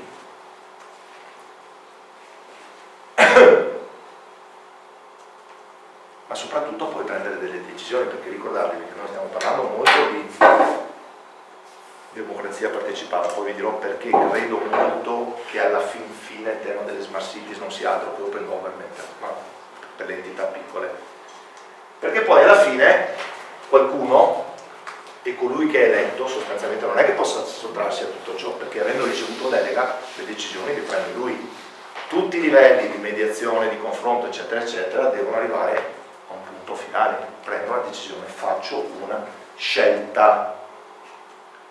E poi c'è da gestire la governance di tutto ciò. Abbiamo risorse, competenze per poter gestire la governance, che vuol dire sostanzialmente mica solo fare le cose, imparare a comunicarle, fare quindi attività anche di comunicazione, mettersi in relazione con altri soggetti, ad esempio fare progettazioni a livello europeo o nazionale con altre città simili, mantenere rapporti con le istituzioni dello Stato, gestire i finanziamenti e tutti i monitoraggi eccetera eccetera eccetera. Siamo un comune piccolo, ce la facciamo a mettere tutti questi soggetti insieme? E soprattutto la cosa più importante alla quale di solito in Italia tutti sfuggiamo: chi ci misura? Ci misuriamo noi o c'è qualcun altro che ci misura? Cioè nel senso, c'è bisogno di un osservatorio? Chi lo fa? Un centro studi? Deleghiamo noi un centro studi a farci da osservatorio? Può essere un'idea, mica sbagliato, cioè nel senso, questi sono i piani, cioè questa è la strategia, questo è il piano, queste sono le azioni, questi sono i finanziamenti, dati, te li ho dati all'inizio, hai tutti gli indicatori, adesso devi dirmi se ce l'ho fatta o no, perché siamo tanto bravi, guardate che in tutti i progetti ci sono dei fallimenti, anzi chi fa progettazione europea sa che sono molti più i progetti che falliscono di quelli che arrivano a buon fine. Il fatto di avere qualcuno che ti osserva ti permette di capire quelle che vengono chiamate lesson learned, che vuol dire dagli errori tu impari a fare meglio dopo. Quindi l'osservatorio è fondamentale, esistono, fra un po' vi faccio vedere degli osservatori ai quali alcune città si assoggettano. L'osservatorio più importante, per chi vuol darci un'occhiata, l'ho fatto, ho ammazzato mezzo albero, però se avete voglia di farlo girare, questo è l'osservatorio dell'ANCI, così ci date un'occhiata a quali sono i principi fondamentali, mentre io parlo, visto che non abbiamo tantissimo tempo. Ma si può trovare sì, online, guarda, dopo te lo faccio vedere. Fra l'altro, hai ragione, dopo vi girerò il link, tu hai gli indirizzi di tutti loro, no? Dopo eventualmente io, vediamo qua se me lo ricordo, vi stavo raccogliendo proprio, ho diversi ambiti nei quali raccolgo ogni tanto delle risorse, questo è uno, no, niente, è un piccolo sistema per raccogliere risorse, dopo ve lo giro, ma siamo andati fuori rete? Spero di no. Può essere. Può essere. Vabbè, comunque vi indico un link sul quale dopo ci sono tutte queste cose di cui vi ho detto, ci sono anche i vari rapporti, gli indici, eccetera, eccetera. Ovviamente siamo andati fuori rete. Rispetto alla scaletta, adesso vi apro un'altra cosa, abbiate pazienza. Allora, rispetto al programma e alla scaletta, quali sono i servizi o nuovi servizi delle Smart Cities? Così qui dopo vi faccio vedere anche queste slide sul civic hacking e sul co-design, però cerchiamo di capire sostanzialmente, per arrivare a questo, quante cose ci sono dentro il contenitore. Si parla di smart mobility e infomobilità, ne avete mai sentito parlare? Cos'è smart mobility e infomobilità? Temi tipo la bigliettazione elettronica, no? Le ZTL, no? Le corsie, come abbiamo visto prima, di car sharing. Infomobilità sono tutti quei pannelli che ti dicono fra quanto arriva il tram, l'autobus, eccetera, eccetera. Questi sono elementi che stanno dentro carpooling, bike sharing, dentro il grande contenitore della smart mobility. Quindi, ribadisco, mettiamoci pure la parola smart davanti, ma sono di fatto tutte operazioni di buon senso, o no? Laddove riusciamo a declinarle. Tutto il tema delle energie rinnovabili, illuminazione controllata, smart grid, sostanzialmente controllo della rete elettrica, no?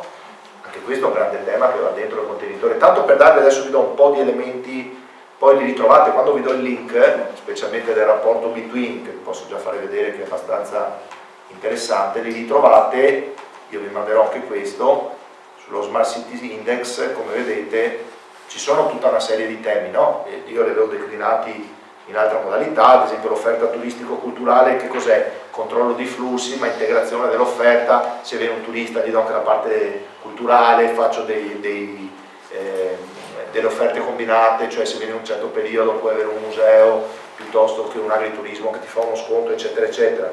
Tutto il tema del co-working, smart building, no? Cioè sostanzialmente luoghi nei quali lavorano più aziende, ma non basta lavorare, ma si vanno a condividere ad esempio anche le opportunità e soprattutto i ricavi, no? Si parla di revenue sharing, ad esempio se io faccio una progettazione in più aziende, spesso e volentieri le aziende stanno magari in uno stesso comprensorio, però non si conoscono, se stanno in un ambiente di co-working si ascoltano perché sono in un ambiente open space, quello sta trattando su un tema, su un servizio, su una materia, su un prodotto che magari ho io, finché stiamo a 3 km di distanza non riusciamo a fare delle cose insieme, no? Smart building, ok, io ho fatto anche una figlia architetto che ha fatto, no, la Boldrini dice architetta, adesso no, stare attenti, architetto, se mi sente la Boldrini, mia figlia architetto, si incazza come lei è. E dicevo, ha fatto tutta una tesi su questi temi, però dire che c'è bisogno di finanziamenti per lo smart building mi viene sostanzialmente da ridere, cioè mancherebbe anche altro che adesso non costruissimo in maniera intelligente, mettendo prodotti, quindi che siano vetri termo riflettenti o coesistenti o coibentazioni o mattoni a termo, come cavolo si... sono cose normali, perché devo mettere dentro un progetto? Sono cose normalissime, però sono considerate smart. Il co-housing lo vedo nelle grandi città. Cos'è il co-housing sostanzialmente? No? È laddove si vogliono creare delle comunità che vivono insieme all'interno di enormi condomini, per cui stiamo parlando di megalopoli, per carità si possono fare villaggi, sono le vecchie comuni di una volta, tanto per capirsi le chiamavamo comuni, dove si condividono spazi comuni, appunto, no? E dove si può fare anche lì acquisto solidale insieme, a filiera corta, eccetera, eccetera, eccetera. Magari fare cogenerazione della parte energetica, però capite che sono cose, insomma, sempre col tema della scala delle dimensioni alti, no? Quindi dico, vabbè, smart building dovrebbe essere normale, un po' meno, tutto il tema del sistema sociale medico integrato, no? Dal fascicolo sanitario, il gruppo online, i referti e le ricette, eccetera, eccetera. Sì, lì vedrete, dopo qua ve ne leggo uno di una cittadina piccola come la vostra, però anche qui secondo me siamo sempre nell'ordine di tecnologie ormai a portata di mano e buon senso nel metterle a regime. Poi c'è tutta la parte ovviamente dell'accesso alle reti, quindi banda larga per i distretti economici, ma prima parlavo con lui, bisogna sempre entrare nella tipicità, no? Mi veniva in mente, passando prima con l'auto, che questo è un distretto che ad esempio potrebbe utilizzare la banda ultra larga prima di altri distretti, parlo delle vostre cittadine, quindi Piene, Schio e Sant'Orso e compagnia cantante. Perché? Perché essendoci un ospedale, se volessimo lavorare in tema di telemedicina, è chiaro che scelgo questa zona per portare la banda ultra larga, perché se deve operare un medico direttamente con un sistema digitale do priorità, ma se dovessi dare priorità non arriva neanche a quell'estremo. sì, vabbè, ovvio che non arriva neanche quell'altra, ma su questo dopo se volete parliamo del piano nazionale banda larga e ultra larga, che è un piano ereditato anche questo dall'Europa e qualcosa sta succedendo. Però quello che volevo dirvi è il buon senso mi dice che devo dare priorità per un tema come quello della banda ultra larga laddove ci sia effettivamente o un distretto industriale che ne ha bisogno, quindi un agglomerato di aziende, che ne so, se qui ci fossero 10 aziende che sviluppano applicazioni per la Silicon Valley, dico una stupidaggine, è ovvio che non possono avere internet con i criceti a 3 all'ora, però come ho detto devono raccogliere i dati, conoscere il territorio e probabilmente quella diventa una delle priorità. C'è un ospedale?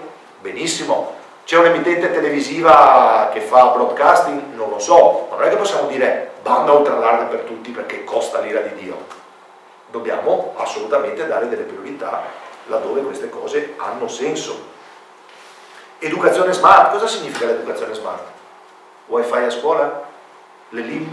Gli ebook? Non sono cose di buon senso. Ho visto un sacco di progetti su queste cose che parlavano di educazione smart. A me sembra buon senso. Dati aperti, governo aperto e governo partecipato. Questo è un altro dei temi sui quali molti di quei progetti che vedete su quel fascicoletto, che dopo vi indicherò anche da un punto di vista digitale, sono censiti come buoni progetti. Cosa vuol dire aprire i dati? È vero che per rendere un territorio intelligente dobbiamo avere dati, l'abbiamo detto dall'inizio. La maggior parte dei dati chi li raccoglie? La pubblica amministrazione, perché sono dati di tipo ambientale, sanitario, di tipo anagrafico, di tipo sociale, qualsiasi tipo di dato lo raccoglie la pubblica amministrazione. Okay? Questi dati servono per fare delle scelte, è inutile che si li tenga la pubblica amministrazione, sono dati che vanno offerti alle aziende e alla comunità per fare dei ragionamenti, ma soprattutto anche per fare del business. Questo è sicuramente un elemento importante della Smart Cities. I social media, grande altro tema. È vero che oggi gran parte del governo partecipato avviene attraverso la capacità delle persone di potersi relazionare in rete alla pari con i decisori. No, se incontrate Gasparri su Twitter è un casino, perché non ha ancora capito come funziona, ve lo dico perché è uno di quelli più gettonati. Però ci sono, a cominciare dal nostro Presidente del Consiglio, che forse anche abusa dal mio punto di vista dei social media. Però gran parte dell'influenza passa anche attraverso persone che possono essere giornalisti, scienziati, ricercatori, che entrano in contatto con i decisori attraverso strumenti che oggi avvicinano molto di più le persone, no? I social media sono fra questi. E poi tutto il tema della gestione di rifiuti e riciclo. Le isole ecologiche sono anche lì un elemento di buon senso, secondo me, no? Come lo sono il controllo degli accessi del cassonetto, anche se devo dirvi la verità, sempre su Smart la qualunque, la mia città, che è una cittadina un po' più grande della vostra, ha messo l'accesso, vediamo se ce l'ho le chiavi, non ce l'ho in macchina, abbiamo una piccola chiavetta con sensore per poter aprire i cassonetti. E perché? Perché cosa ci fa il comune? Ci fa delle analisi, no? Di tipo dati, dove mettere più o meno cassonetti, che tipo di raccolta differenziata viene fatta. Però vi devo dire la verità, visto che la chiave era mandatoria, cioè la devi utilizzare altrimenti non lo apri più, cioè non lo apri il cassonetto. Campagna di informazione, ma fatta però non con tutti i canali, devo dire la verità, un po' sui giornali, zero sulla radio, mia mamma ascolta molto la radio, non riesce a leggere il giornale, ovviamente andavo a prendergliela io la chiave, per carità. Però che cosa è successo? Ho fatto anche molte fotografie, sono andato un giorno anche a discutere con l'assessore nostro. Quelli che non hanno la chiave cosa fanno? Prendono la indifferenziata, quindi, e la buttano dentro quello della carta, che è una cosa tragica. Sì, o in mezzo alla strada, eccetera, eccetera. Quindi sono operazioni di buon senso. Quindi, che cosa volevo dirvi? Da un mio punto di vista, per una scala piccola, per una scala di una cittadina, Smart Cities è un contenitore di tutto quello che è buon senso. Se poi vogliamo dargli un'etichetta che sia più semplice, probabilmente lo chiamiamo Open Government, quindi governo aperto e partecipato. Adesso volevo farvi vedere un paio di suggestioni su un tema che da un mio punto di vista è abbastanza interessante, perché fa capire come, grazie alle tecnologie, qui le tecnologie sono molto importanti, i cittadini, se noi non li predisponiamo a una città intelligente, equilibrata, armonica e conveniente, fanno sostanzialmente da sé. Ok, vabbè, lasciamo perdere le solite indagini. Qual è il concetto di civic hacking? Allora, innanzitutto, la parola hacker è positiva o negativa, secondo voi? Dai, positiva per tutti? Vedo che qualcuno fa così con la testa. Chi è che mi sa dire che cos'è un hacker? Che prova a dirmi che cos'è un hacker? Qualcuno che sfida. Qualcuno che sfida, non è sbagliato però. Uno che rompe i sistemi. Uno che Rompe i sistemi. quello è il cracker. Cracker. Quello è il cracker. I giornalisti queste cose non le conoscono, dicono la stessa cosa hacker o cracker. Quello che rompe per rompere, ok? Mentre come dice lui sfida è più corretto. Facciamo un esempio. L'hacker è positivo. È positivo perché Andiamo con l'etica dell'hacker. bravissimo, l'etica dell'hacker. Poi c'è chi dice white and black hackers, ma va bene, non importa. Però sostanzialmente, se volessimo lavorare per analogie, che cos'è l'hacker? È uno che va al supermercato, compra una lavatrice, la porta a casa, legge il manuale e la lavatrice dice che consuma 1000 watt. E lui dice, cavolo, 1000 watt sono tanti però.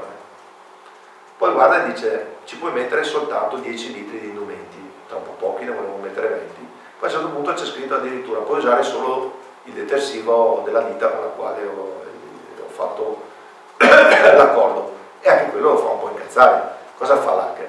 Prende la lavatrice, cacciavite, la smonta completamente, la rimonta in qualche modo e finalmente può mettersi 20 litri di indumenti, consumare solo 500 kW e usare qualsiasi tipo di detersivo. Questo è il concetto dell'hacker. Questa abilità però non ce l'hanno tutti. Voi sareste in grado di fare questa cosa? Io no. Però molti ci sono che sanno fare queste cose. Quando l'hacker, nell'etica, giustamente come dici tu, dell'hacker, non pensa solo a un beneficio diretto della lavatrice, ma pensa a un beneficio della collettività, parliamo del civic hacker. Il civic hacker è quello che dice, beh, si potrebbero fare delle cose per questo luogo, per questa comunità, ma se non le fa le istituzioni, la faccio io. Chiaro il concetto? Quindi sviluppano le loro applicazioni, come è scritto qui, per dare dei benefici tangibili alla comunità e anche agli aspetti della loro vita. Per fare questo però, che cosa ci vuole? È ovvio che in questo caso ne cito una, ci vuole quello che viene chiamato l'empowerment dei cittadini. Che cos'è l'empowerment dei cittadini? Ed è una cosa che cresce, la capacità dei cittadini tanto di avere abilità. Voi lo sapete che con questo in mano i nostri figli fanno cose che voi umani non potete sapere. Ve ne racconto una, la più semplice perché più giovane dei miei, a 16 anni. Sapete cosa fanno? Vanno dentro il negozio di Foot Locker, ok? Prendono la scatola delle scarpe e ci sparano tutte le foto sulle etichette. Poi prendono la scarpa e ci fotografano dentro tutto quanto, la guardano dietro, i colori, tutto quanto, fotografano tutto, arrivano a casa, cominciano a guardare tutti i sistemi di e-commerce, poi mio figlio cerca tutti i sistemi che ti danno i coupon, ci sono che per avere quell'ulteriore 5, 10, poi usa tutte le mail temporanee che si inventa per avere la consegna gratuita, perché sapete che Amazon Prime ad esempio ti dà solo la prima consegna gratuita, e riescono a risparmiare il 20-30% rispetto a Footlooker. Cioè questo è empowerment, ma l'empowerment è anche quello che facciamo noi. L'empowerment è una cosa molto semplice. Quanti di voi per andare in ferie vanno in agenzia di viaggi? Perché? Perché abbiamo imparato a usare il web. E quindi empowerment vuol dire so perfettamente che se vado dentro TripAdvisor non basta, ma intanto arrivo lì, vedo quali sono i giudizi, poi c'è la mappa, vado dentro, poi vado sul sito, vado a vedere i costi se sono quelli, ma soprattutto sono talmente bravo che entro in Google Street View e vado a vedere se effettivamente quell'albergo è vicino alla spiaggia o è tre. Siamo capaci di fare queste cose, sono benefici per la nostra vita, giusto? Tutto ciò usiamolo oltre che per i nostri vantaggi diretti, anche per i vantaggi collettivi. Un essere, il primo esempio che spesso viene enfatizzato è quello di Fix My Street. Fix My Street, che lo potete guardare dopo le slide, ve le do, ve lo guardate con calma, è sostanzialmente un piccolo oggettino che parte da una considerazione semplice, che è quella che ormai è abbastanza diffusa, non so nelle realtà piccole come le vostre, però nelle grandi città il tema del decoro urbano è un tema che nasce proprio da questo, che è un totem Fix My Street, è stato il primo esempio di civic hacking. Cosa vuol dire Fix My Street? Fix vuol dire mettimi a posto, no? Sostanzialmente. Allora, se c'è un cassonetto rotto, un semaforo che non funziona, come in questo caso c'è dell'immondizia nel laghetto, benissimo. Ho questi strumenti? Cosa fanno questi strumenti? Puff, geolocalizzazione, mi dicono sono qui. Cosa posso fare? Una fotografia, identifico esattamente il problema, poi è ovvio che qualcuno deve passare all'azione, però intanto io segnalo a tutti qualcosa che non va. Quanti di voi sanno utilizzare un navigatore come Waze? Chi è che utilizza Waze? 1, 2. Waze è un navigatore di tipo sociale, non è un navigatore che ti dice per arrivare, come sono arrivato io, da Mestre a qui devi fare o l'autostrada e paghi tot o la statale. No, ma mi dice guarda che più avanti gli altri che stanno utilizzando Waze come te mi stanno segnalando A, che c'è il rilevatore messo il radar messo dai vigili di Tiene, B, che probabilmente sotto il cavalcavia si è allagato tutto per cui devi passare dall'altra parte. Cioè siamo una comunità, ci aiutiamo l'uno con l'altro. Se io segnalo che qualcosa che non va, qualcuno poi deve reagire. Reagisco io se adopero Waze, ma dovrebbe reagire la municipalità se più persone segnalano questo. La capacità di un'amministrazione di arrivare a tanto, ve la faccio vedere perché qui un po' mi bullo, perché sono cose che abbiamo fatto bene nella mia città. Mentre Fix My Street è fatto da un'associazione che si chiama My Society, quindi è una ONG, la capacità di un amministratore è quella di dire ok, se Fix My Street funziona, perché ma non c'è più internet?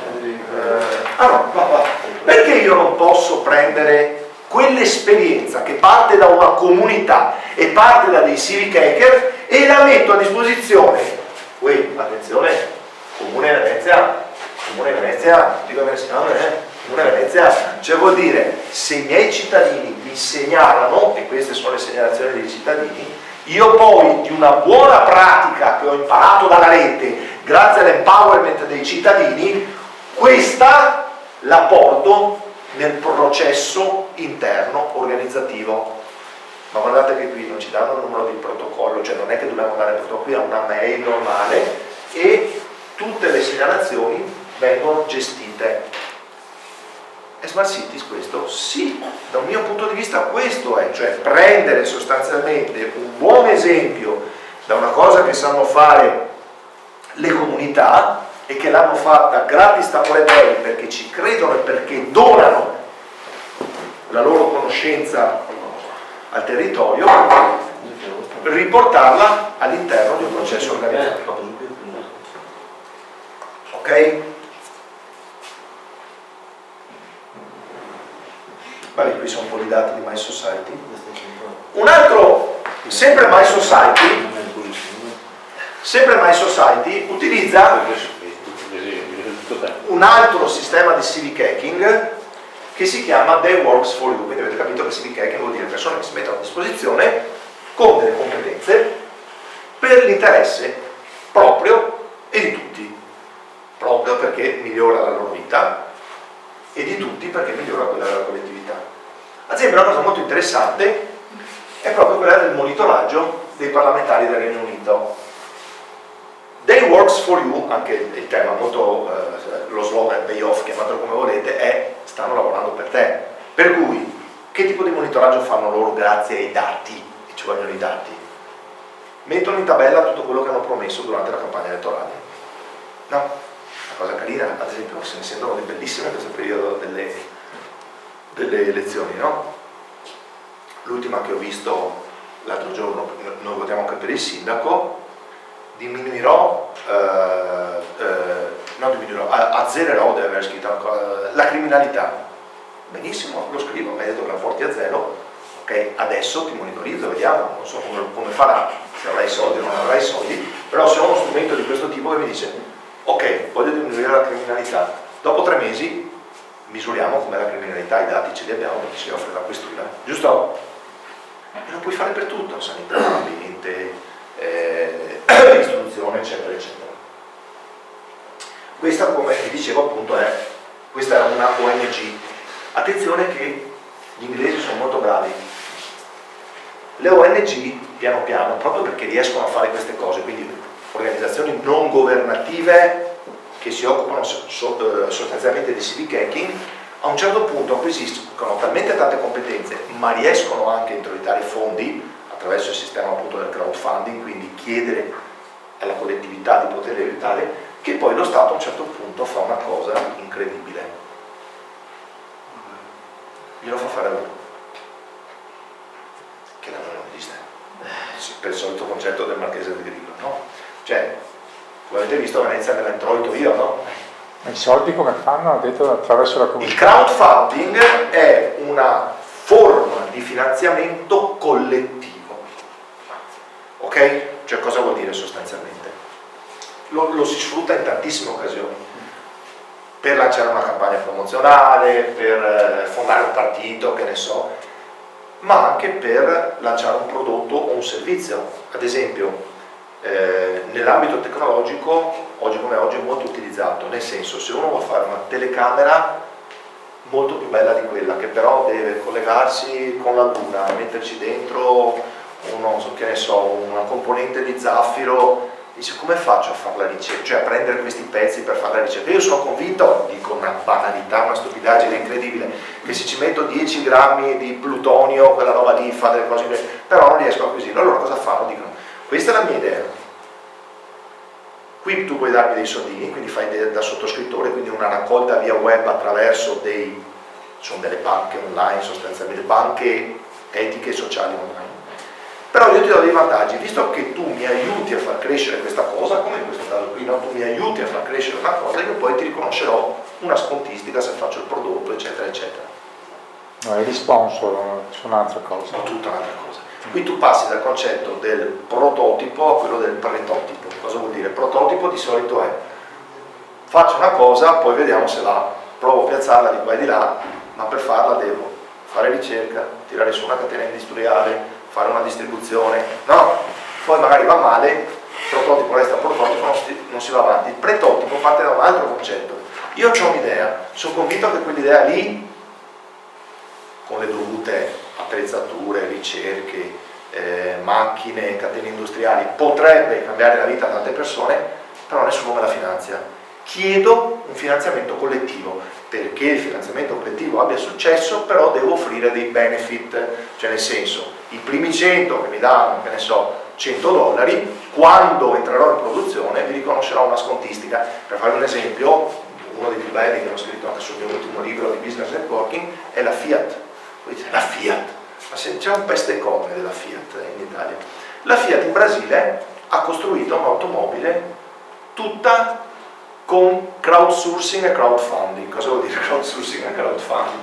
Cioè, ha praticamente chiesto a tutti i fan della Fiat di costruire una macchina dal basso, cioè dicendo attenzione, tu quella macchina lì diventa tua. In che modo? Se tu hai inventato il volante, c'è proposto il volante avrà il tuo nome, o addirittura tu che sei riuscito a vincere lo sprinterogeno, nel momento in cui uscirà dalla produzione del concessionario avrai, che ne so, 10% di sconto. Cioè sono cose che si possono fare oggi, queste robe qui, si possono fare.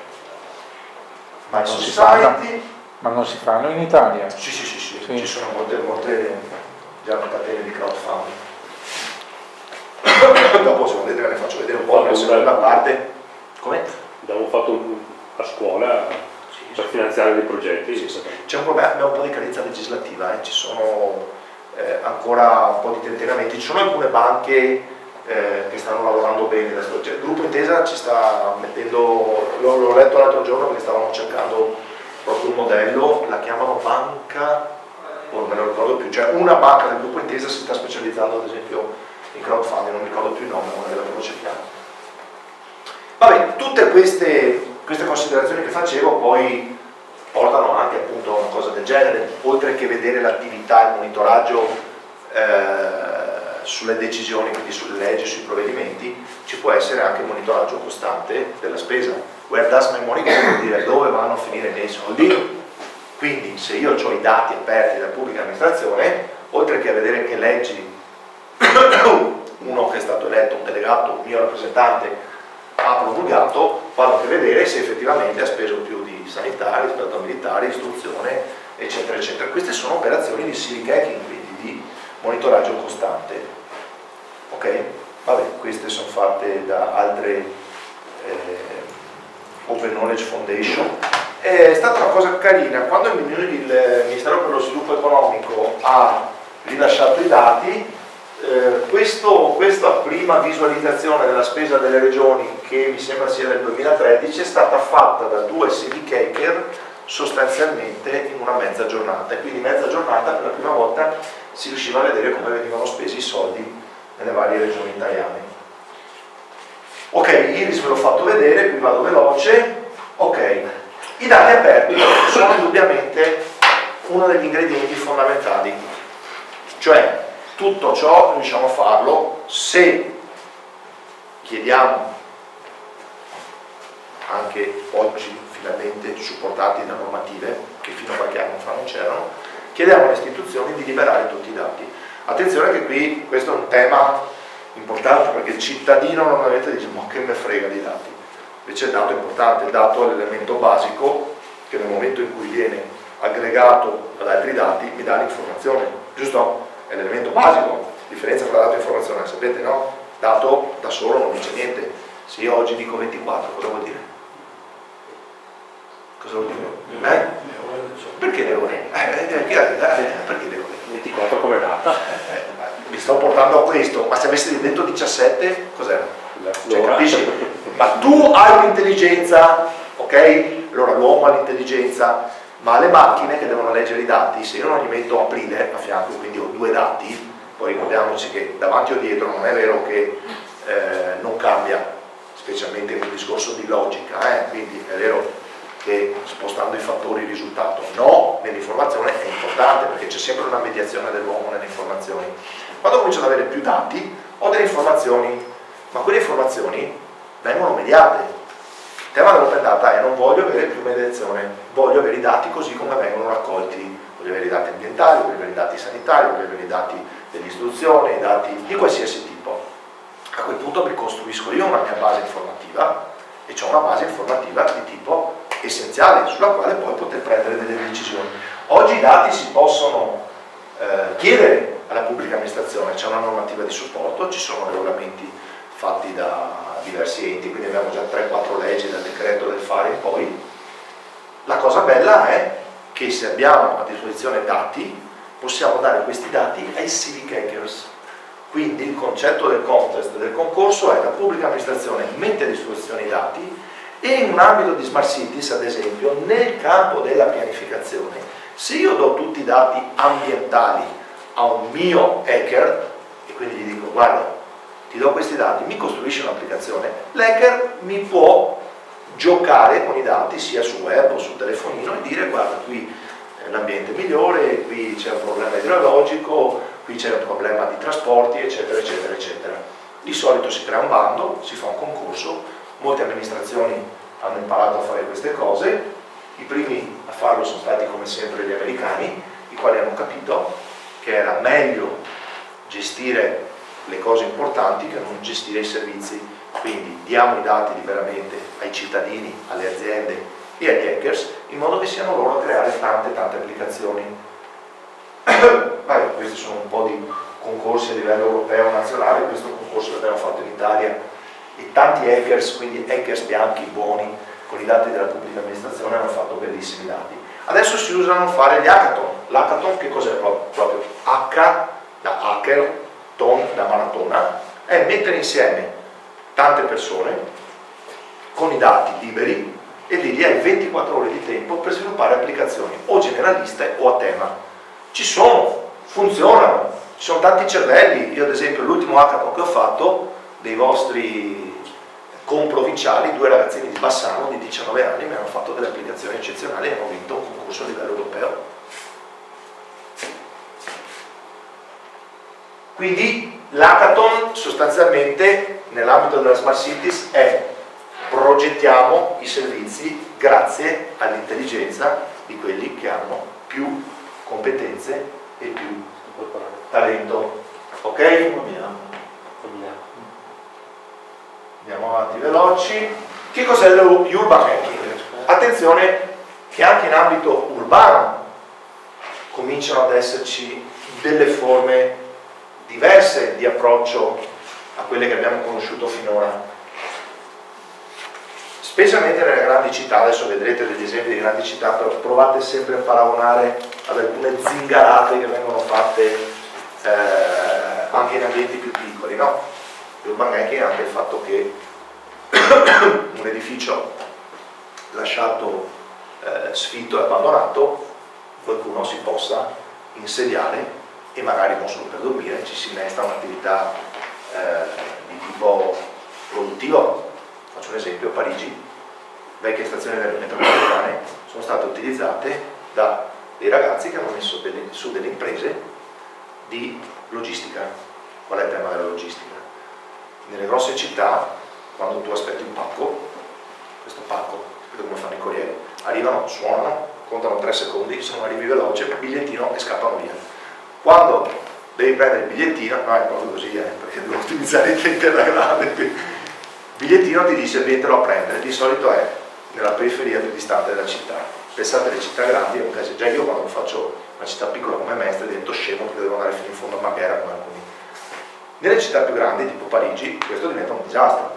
Allora, delle intermediazioni di soggetti, adesso lo fanno anche Amazon, l'ho fatto con le poste, abbiamo fatto, mi sembra che adesso abbiano ritrattato, non so se lo sapete, Amazon ha cominciato quest'anno a farvi recuperare i pacchi anche alle poste. Lo sapevate? Dove ha? Alle poste italiane, avevano fatto un accordo con le poste italiane, adesso sono una volta sola. Io, i miei figli comprano un sacco di roba su Amazon, però tante volte ovviamente non siamo in casa, per cui di solito faccio arrivare da mia suocera, che è un po' più giovane. Però che lì cosa succedeva? Che a volte la suocera ogni tanto, un po' perché anzianotta, c'ha male una gamba, non ci arriva, questi scappano e mi incazzavo come una iena. Allora ho detto, proviamo le poste, disastro, 2 ore ci ho messo per recuperare il pacco. Allora intervengono dei piccoli aggregati, di piccole start-up, di piccole aziende innovative che dicono occupiamo degli spazi che possono essere spazi in centro città, come ad esempio le vecchie stazioni della metropolitana, e facciamo da hub scambiatori, ma per tutti i provider, non solo per Amazon, ma quindi lo fanno per Zalando, lo fanno per chiunque volete. Però questo cosa vuol dire? Che qualcuno si inventa delle cose e lo fa senza piani regolatori, senza consenso. Possono anche essere viste come protesta sociale, e adesso proviamo a farci un ragionamento anche di questo. Però non sono come i flash mob, andiamo tutti in piazza, facciamo un casino per farci riconoscere, sono mirate a risolvere dei problemi. Esempio, questo è un esempio tipico di urban hacking, vabbè, la città di Los Angeles, però succede che in alcune periferie per aspettare l'autobus mi mettono sopra, quasi sempre l'unica cosa che fanno è un piccolo tettuccio nel caso che piova. Los Angeles piove quasi mai, comunque ti fanno il piccolo box nel quale tu aspetti l'autobus. Però molto più comodo se mi potessi sedere. Se non ci sono soldi, cosa faccio? Prendo 2 bulloni, me lo aggancio e me lo faccio io. E sono cose che si possono fare, come vedete sono fatte direttamente da cittadini che decidono di sostituirsi alla pubblica amministrazione o alle aziende dei trasporti o a chiunque. Ma dove non l'ho fatto? Addirittura su un cartello stradale. Lì potrebbe essere anche una piccola area di sosta dove voglio riposarmi, non hanno pensato a farmi delle panchine. Se fanno in Italia lo tolgono subito. No, questo è fatto in Italia, Tra l'altro lo sapete che non mi ricordo se era settembre-ottobre, quando sono cominciate le scuole a Roma, l'ha fatto vedere anche sul telegiornale, una scuola di Roma, non chiedetemi quale, aveva un grossissimo problema di attraversamento dei ragazzi in entrata e uscita da scuola, non c'erano le strisce pedonali. I genitori hanno fatto un casino, ma loro non hanno avuto soddisfazione. Una notte ci sono messi 50-100 genitori, hanno bloccato il traffico, proteste però erano in tanti, hanno dipinto le strisce, dal giorno dopo c'erano le strisce, punto. Questo ad esempio è Torino, in Viale Regina Margherita, c'è un'aiuola che il comune non ha più bonificato, cosa che sta succedendo anche nella mia città. Sapete che Venezia è allo sfascio dopo il commissariamento e tutto, praticamente il nostro commissario in questo momento sta bloccando tutte le attività di manutenzione, per cui anche noi abbiamo molte aiuole di questo tipo, lasciate lì, belle all'inizio, nessuno ci ha più cambiato i fiori, dato l'acqua, tagliato le piante eccetera, un signore tranquillamente se l'è preso in gestione e si è messo a fare il suo orto in mezzo alla città. Barcellona fa queste cose qui da 10 anni, non sono gli orti urbani messi in concessione dall'amministrazione, sono persone che occupano suoli pubblici per vantaggi diretti o della collettività. Questo è lo urban hacking. Ed ecco appunto quello che vi dicevo. Questi ad esempio a San Francisco non c'era una pista ciclabile, c'è il video su YouTube, dopo ve lo guardate quando vi giro le slide. Che cosa hanno fatto sostanzialmente? Anche loro si sono presi un po' di pennelli, un po' di vernice, hanno costruito la pista ciclabile e poi tranquillamente, per carità, sarà grezza eccetera eccetera, però hanno preso dei cartelli, hanno messo bike lane e alla fine anche sul ponte si sono fatti la loro pista. L'urban hacking è proprio questo, sostituirsi sostanzialmente, come vedete anche qui strisce pedonali a San Paolo in Brasile, fatte in maniera grezza, però ricordate che i cittadini oggi, sia dal punto di vista tecnologico come abbiamo visto sul web con servizi, ma anche dal punto di vista prettamente urbano, queste cose cominciano a fare. Dimmi. Bello, è anche delle aiuole, già ne capisco di più, però non cozza un po' con la necessità di pianificare? Cioè, assolutamente sì, ma appunto perché non pianifichi, ma è quello che diciamo certo, prima. Certo. Però sì, in caso di necessità abbiamo visto degli esempi in cui c'erano delle cose necessarie, posso capire l'ufficio penale, che però si rischia di arrivare alla caos totale. Assolutamente sì, ma è appunto per questo che devi intercettare la smart community, no? Appunto per questo che devi negoziare con loro. Attenzione, parlo sempre di un problema di scala, ovviamente in una città come San Francisco, Los Angeles, è ovvio che su milioni e milioni di abitanti 100 di incazzati che fanno qualcosa sono più facili a trovare che magari a Sant'Orso. Ma il tema è questo: se io anticipo tutto, ok, e quindi negozio prima che succedano queste cose, quindi do una capacità negoziale a queste persone, che attenzione non sono più gli stakeholder certificati di prima, ma sono sostanzialmente tutta una serie di aggregazioni che possono stare, adesso ne racconto un'altra, possono stare anche in luoghi immateriali.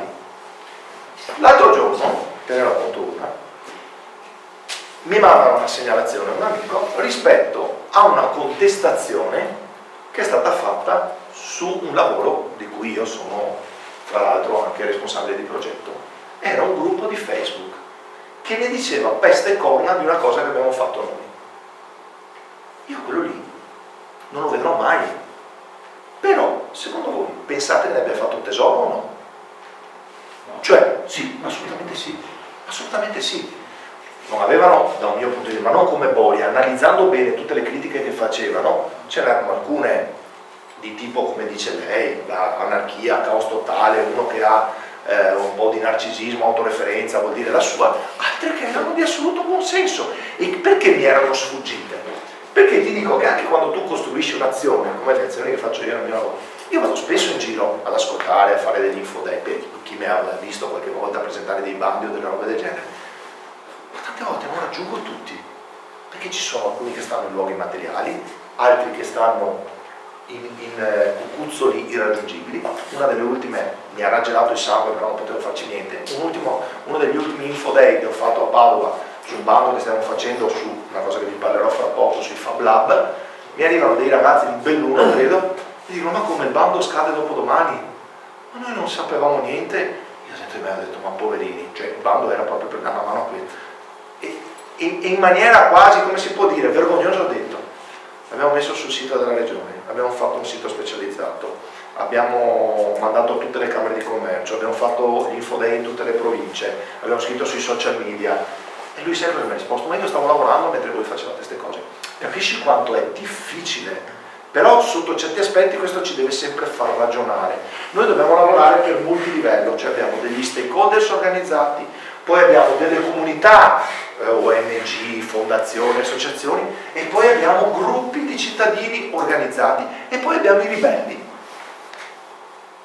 Ma sono tutte componentistiche della nostra complessità, del nostro territorio, della nostra città. Vabbè, andiamo oltre, si possono utilizzare anche piattaforme di democrazia elettronica, no? Questa qui dei pirati tedeschi si chiama Liquid Feedback, la volevo utilizzare Grillo, non ci è riuscito, ci hanno provato a utilizzarla anche quelli di servizio pubblico in Italia, vedete, attecchiscono poco in Italia. Attecchiscono molto di più all'estero. Qui ad esempio è il primo ministro finlandese che ha lanciato una piattaforma di democrazia liquida. Cosa vuol dire democrazia liquida? Vuol dire sostanzialmente far partecipare dalla genesi, quindi dal momento in cui io ho una traiettoria di sviluppo, una percezione, ho una visione, tutti quelli che hanno degli interessi, come abbiamo detto, nelle varie categorie. In Italia funziona un po' poco, però come vedete questo qui che è il primo ministro di Helsinki ha detto ONG e governo hanno collaborato gomito a gomito. Ci arrivassimo anche noi un giorno in Italia a qualificare queste persone, e c'è un problema anche delle ONG nostre, lo garantisco, perché molte ONG in Italia non hanno bilanci trasparenti, non si sa come arrivano le cariche elettive. Quando la politica ti dice: chi è questo? Questo c'è un gruppo che su Facebook sono 10.000. Sì, ma come sono stati eletti? Chi rappresentano? Quali sono le cariche sociali? Quali sono i loro bilanci? All'estero è tutto normato molto bene questo, quindi hanno capacità negoziale riconosciuta, e sarebbe bello che ci arrivassimo anche in Italia. Questa è una cosa bellissima che ve la faccio vedere, che entra nel tema della capacità dell'amministrazione di rendersi semplice. Design Principles UK.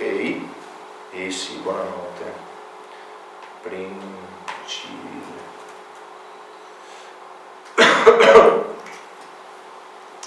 Guardate, noi abbiamo, anche questo è un aspetto molto importante se dovete analizzare la capacità di rapportarvi in ambito di smart community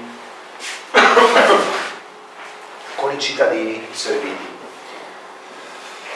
A me gli inglesi piacciono molto perché sono molto semplici, sintetici, diretti. Di cosa stiamo parlando? Stiamo parlando sostanzialmente di tutti quelli che sono i servizi digitali, quelli di cui parlavate voi, no? Che siano dalla fatturazione elettronica piuttosto dalla capacità di gestire non la cosmetica ma servizi veri, no? Abbiamo detto che noi siamo bravi solo a fare cosmetica. Loro, attenzione, avevano 7 principi, poi li hanno declinati a 10, quindi gli inglesi sono veramente stringisti, non so se lo sapete. Noi in Italia ormai non abbiamo neanche più un Parlamento, abbiamo soltanto un governo che fa una legge finanziaria nella quale ci metti dentro tutto. La legge finanziaria è fatta da 800-900 pagine, no? Poi forse arrivano decreti attuativi, ma leggi se ne fanno pochissime, no? Gli inglesi fanno una legge finanziaria anche loro, secondo voi rispetto alle nostre 800 pagine di quant'è? 50? Meno. Quante, dai? 15. È una pagina, no, per dirti la capacità di, perché poi tutto è una legge di principio e dopo fai delle leggi per ognuno dei principi che tu hai, cioè vogliamo, che ne so, la legge finanziaria degli UK di quest'anno è saniamo l'ambiente, bene, farò 10 leggi sull'ambiente, però questo deve dire, non come la legge finanziaria nostra che dice ma visto che a Sant'Orso fra la strada che va su e giù c'è un lampione, finanziamo anche quello. In legge finanziaria i nostri deputati e senatori fanno questo, è una cosa terribile. Loro sono sintetici, semplici, veloci e ti dicono tu vuoi ripensare a un rapporto con i cittadini anche basato sui servizi pubblici digitali? Ok. Il primo, già questo ci dovrebbe far pensare, no? Cosa vuol dire start with needs? Analisi dei fabbisogni. Lo facciamo? Vi siete mai sentiti, cioè lo Stato, la Regione, il Comune, vi è mai mandato a casa o vi ha fatto chiamare o è venuto qualcuno a bussarvi e dire ehi, di cosa hai bisogno? Sono mai venuti? No. E quindi sostanzialmente vedete che questa è, mi eccita.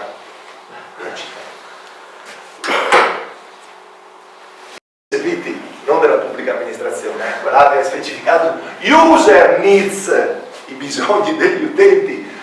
Chi è che diceva della cosmetica digitale? Non i bisogni di rifarsi il sistema informativo o rifare il sito web, ok? E ovviamente tutto deve essere incentrato sui bisogni della gente, no? Vedete quanto facilmente loro riescono, ma quello che mi piace più di tutto è questo qua, do less, do less.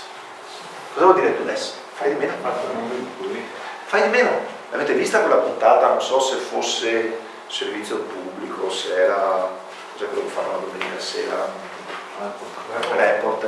Di quella volta deve essere stata una buca in Sardegna, hanno fatto il paradosso, no, di questa strada che fa una frana più che una buca, ed è arrivata il comune, poi è arrivata la comunità montana, poi è arrivata la provincia, poi è arrivata l'ANAS, poi è arrivata la regione. Insomma, hanno fatto vedere, c'erano 5-6 macchine con 6, 7, 8 mini tutti colorati, con le tute diverse, e tutti guardavano la nostra frana e dicevano adesso ti intervieni. Perché? Perché ci siamo riempiti di competenze che vanno ben oltre quello che loro chiamano irriducibile, vuol dire proprio irriducibile, cioè quello che devi veramente fare con la pubblica amministrazione, non inventarti altre cose. Concentrati su quello e attenzione che il pubblico dovrebbe fare solo quello che è in grado di fare. Ecco perché ho detto ad esempio l'OMG può essermi d'aiuto, ecco perché il civic hacker può essermi d'aiuto, ecco perché se io do i dati e le applicazioni le fa qualcun altro può essermi d'aiuto. E quindi fare di meno, e poi va bene, andiamo avanti, disegnare con i dati e bla bla bla bla bla, siamo all'apoteosi su queste cose, però è un tema anche di riflessione secondo me. E poi ricordatevi questo, che è inutile, se voi non analizzate assolutamente i bisogni, ascoltate le persone, è inutile che voi tracciate questa strada, perché gli altri vanno di là. Quindi bisogna realizzare e correggere, ok? Assolutamente, assolutamente. Un paio di argomenti che dobbiamo ancora trattare: il discorso delle opportunità legate alla sharing economy, poi sulle buone pratiche i 2 osservatori che adesso vi dico, e poi tutto il tema dei finanziamenti, però ovviamente qui non ho slide, volevo farlo un attimino in modalità dialogica mentre pian piano parte sto video, prima o dopo, che non parte quasi mai, però prima o poi partirà. Allora, sharing economy, no? Allora abbiamo parlato molto di condivisione e quindi anche qui dell'aspetto proprio di predisposizione alla condivisione sia dei piani che della programmazione riguardante tutte le attività che vogliamo mettere in campo per rendere il nostro territorio più consono alla qualità della vita. Si ricostruisce l'immagine in modalità ovviamente virtuale, quindi ologramma, però se c'è banda, ultra banda, in tempo reale si riesce a fare un dialogo fra persone che stanno da due parti opposte del pianeta, perché questi si trovavano a Delhi e gli altri si trovavano a San Francisco. Comunque se partirà dopo ve la faccio vedere. Torniamo al tema della sharing economy, e quindi dicevo la capacità di condividere è spesso indotta anche dalla facilità con la quale le persone, specialmente le persone delle giovani generazioni, condividono by default, come si dice, no? Appena comincio a parlare questo mi lasciamo perdere, dai, ve lo faccio vedere dopo. La predisposizione quindi alla condivisione. Che cos'è la predisposizione alla condivisione? Se ci pensate, guardando anche i comportamenti dei giovani, oggi alcune tecnologie permettono di condividere by default tutto. Pensiamo a come i ragazzi si scambiano fra di loro in modalità, viene chiamata peer. No, questo qui ce l'ha con me, basta, speriamo tutto. Condividere, è virtuale anche qui dentro. Condividono tutto ciò che è contenuto in modalità nativa, nel senso, trovo un film, una canzone, una foto, un elaborato, lo condivido con gli altri. Io osservo come il più piccolo dei miei figli, ad esempio, fa i compiti, che è una cosa terrificante, ma che penso possiate vedere anche voi se avete ragazzi di 15-16 anni. Sostanzialmente la modalità sincrona è data da WhatsApp. WhatsApp è uno dei due network di riferimento per i giovanissimi, l'altro è Instagram, dove si fotografano praticamente in ogni situazione. Piccoli non usano Facebook, lo sapete. No, ecco. Praticamente hanno WhatsApp in modalità sincrona perché proprio tutta la classe è costantemente collegata in un gruppo di WhatsApp e si raccontano tutto dentro e fuori l'ambito, chiamiamolo prettamente istruttivo, educazionale, formativo. Quindi fanno i compiti ma anche si raccontano le loro robe, cioè nel senso andiamo di qua, andiamo di là, andiamo al cinema e tutto quello che volete. Quindi io lo vedo come lavora con i compiti. Questo qui che è sempre perché ovviamente c'è il messaggio che arriva, no? Dall'altra parte c'è il computer grande dove c'è aperto il sito della scuola, perché tutte le scuole adesso hanno un sito dove ci sono i materiali, ma sostanzialmente sotto hanno Wikipedia, perché lo sapete, lo adoperano molto per confrontare, non per studiare solo su Wikipedia perché i professori lo sanno, però comunque per confrontare i compiti. E dall'altra parte c'è il tablet con aperto o Skype o Viber dove si fanno i compiti praticamente in modalità video. L'altro giorno guardavo e c'era dall'altra parte, si vedeva sul suo tablet, c'era un altro ragazzo di 15 anni con la nonna che gli accarezzava i capelli e quindi vedevi anche le due generazioni, questo qui che c'ha WhatsApp, Wikipedia e le video dall'altra parte, tutto in una modalità di condivisione totale, perché appena hanno un file se lo scambiano direttamente dentro WhatsApp e quindi la predisposizione di queste persone, trovo qualcosa, è di tutti. Ho il concetto di playlist condivisa, musica, Spotify, mi creo la mia playlist, la condivido con gli amici. Film, ho trovato questo film, te lo metto sul cloud, sapete che cos'è il cloud? Sono contenitori astratti, impercettibili, di materia, quindi dove posso mettere compiti, musica, foto. Queste persone qui sono assolutamente preparate nativamente a condividere qualsiasi cosa, perché è la tecnologia che gli aiuta. E allora che cosa succede nell'ambito della sharing economy? Cose vecchie come quelle che noi eravamo abituati a chiamare appunto comunità, come nel caso del vivere in modalità associativa, o gruppo di acquisto solidale per quanto riguarda gestione di filiera corta, eccetera, eccetera, oggi vengono mutuate da tutta una serie di strumenti. I più famosi ne parlavamo prima giù durante la pausa, sono quelli che favoriscono la nascita di nuove tendenze, come ad esempio, cito due nell'ambito automobilistico che sicuramente conoscete tutti, Uber piuttosto che BlaBlaCar. Cosa sono Uber e BlaBlaCar?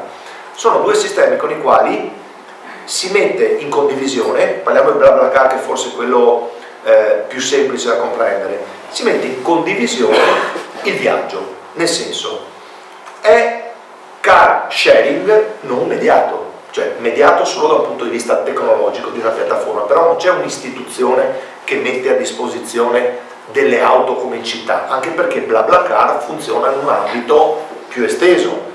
Se tutti i giorni io dovessi fare Mestre piene, ok, lo segnalo su una piattaforma, ma mi metto a disposizione, oltre a condividere il viaggio, a condividere un rapporto con la persona che io ospito.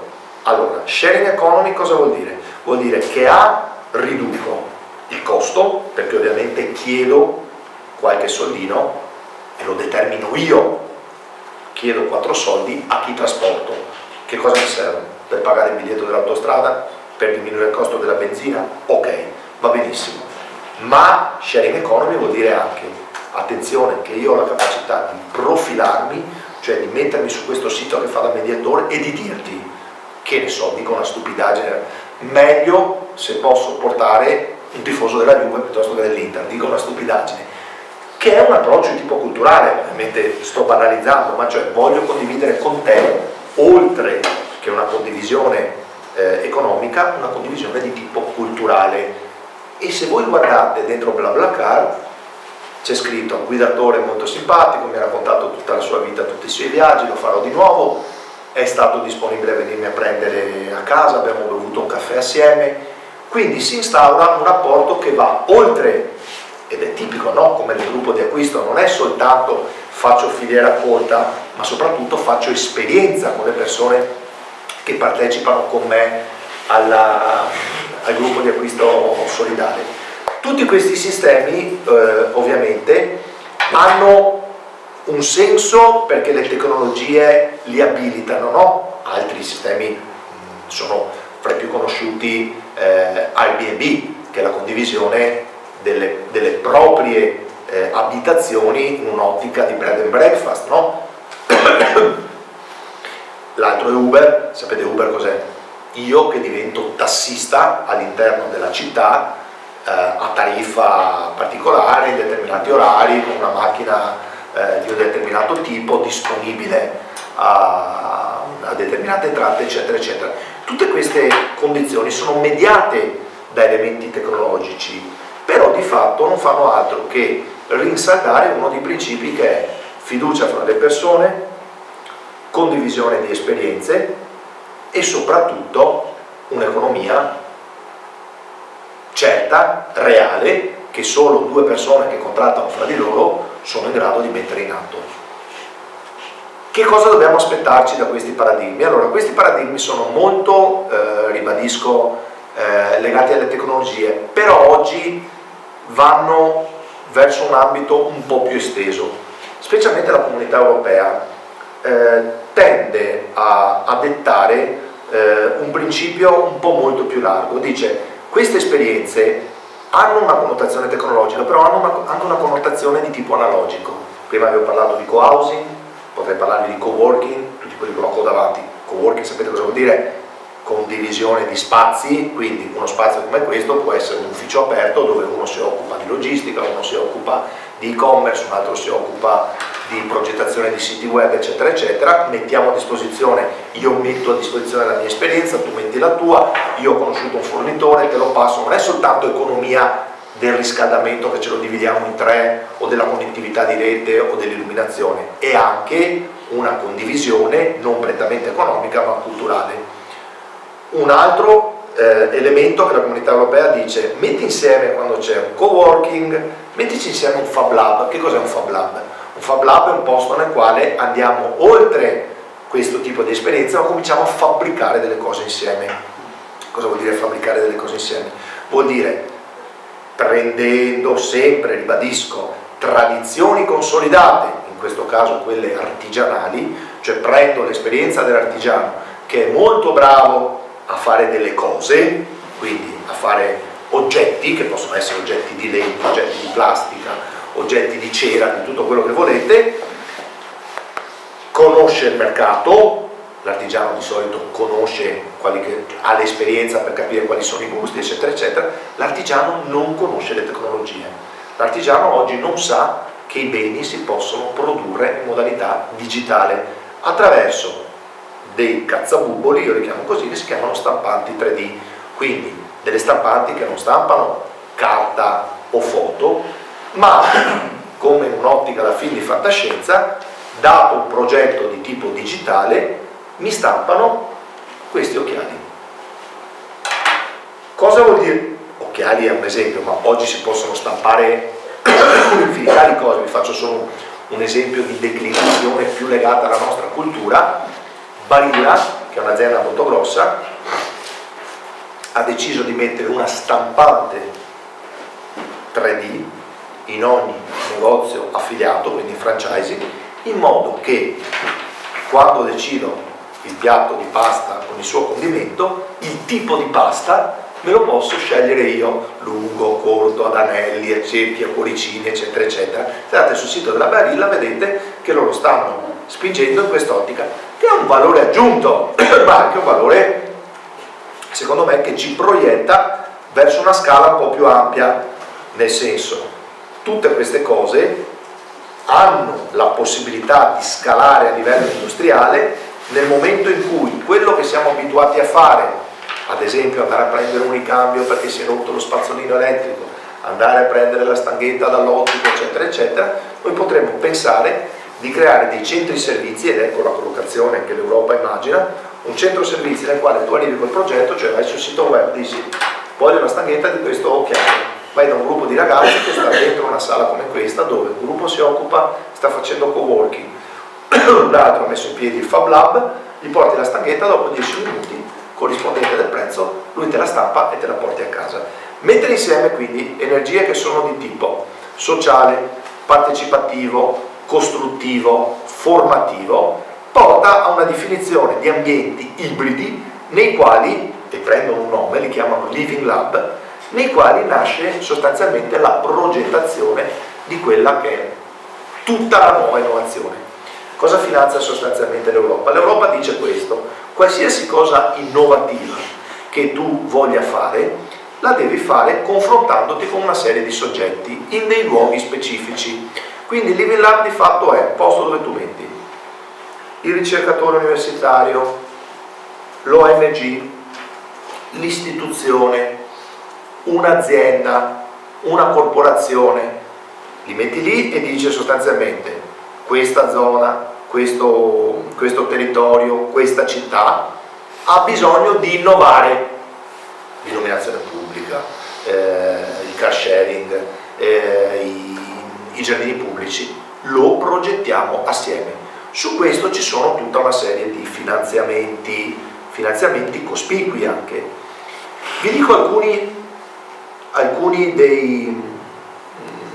degli ambiti sui quali ci si può andare a finanziare. Allora, loro li descrivono così, vi ho proprio citato, il Living Lab è un ecosistema aperto, questo è proprio dal sito della Comunità Europea, dove l'utente partecipa attivamente al processo di ricerca, sperimentazione di soluzioni innovative, ideate attraverso l'utilizzo delle tecnologie dell'informazione e delle comunicazioni.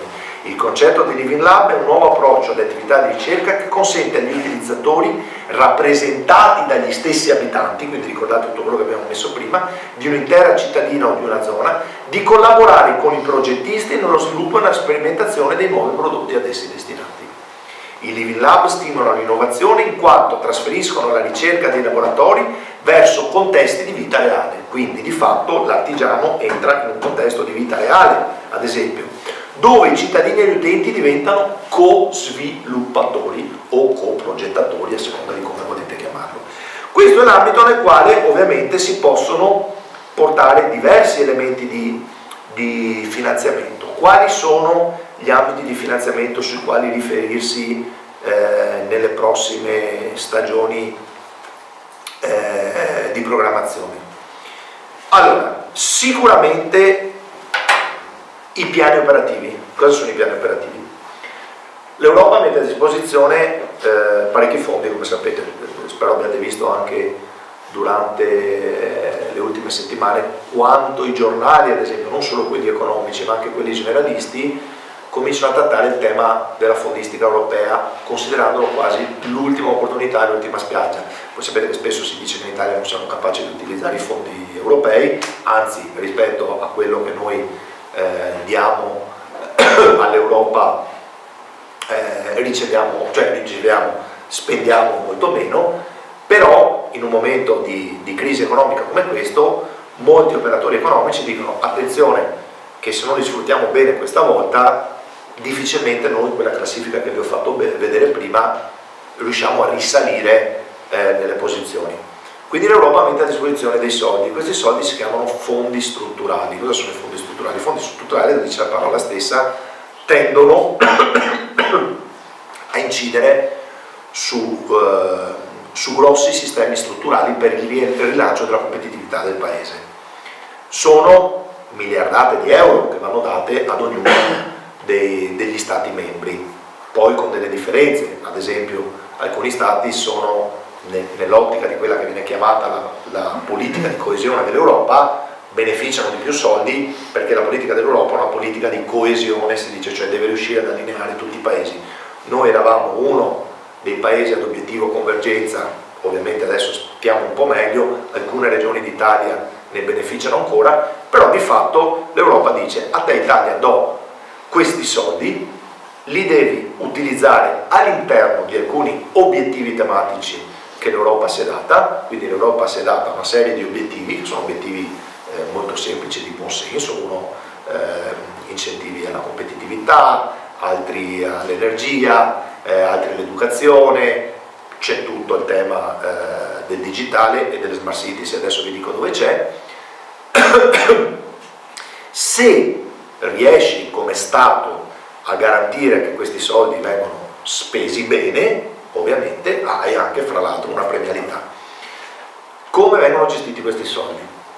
Questi soldi vengono prima negoziati con l'Europa, quindi praticamente l'Italia dice sono in grado di creare dei piani operativi, si chiamano proprio piani operativi di tipo nazionale, probabilmente la sigla la conoscete, si chiama PON, e piani operativi regionali si chiamano POR, ok?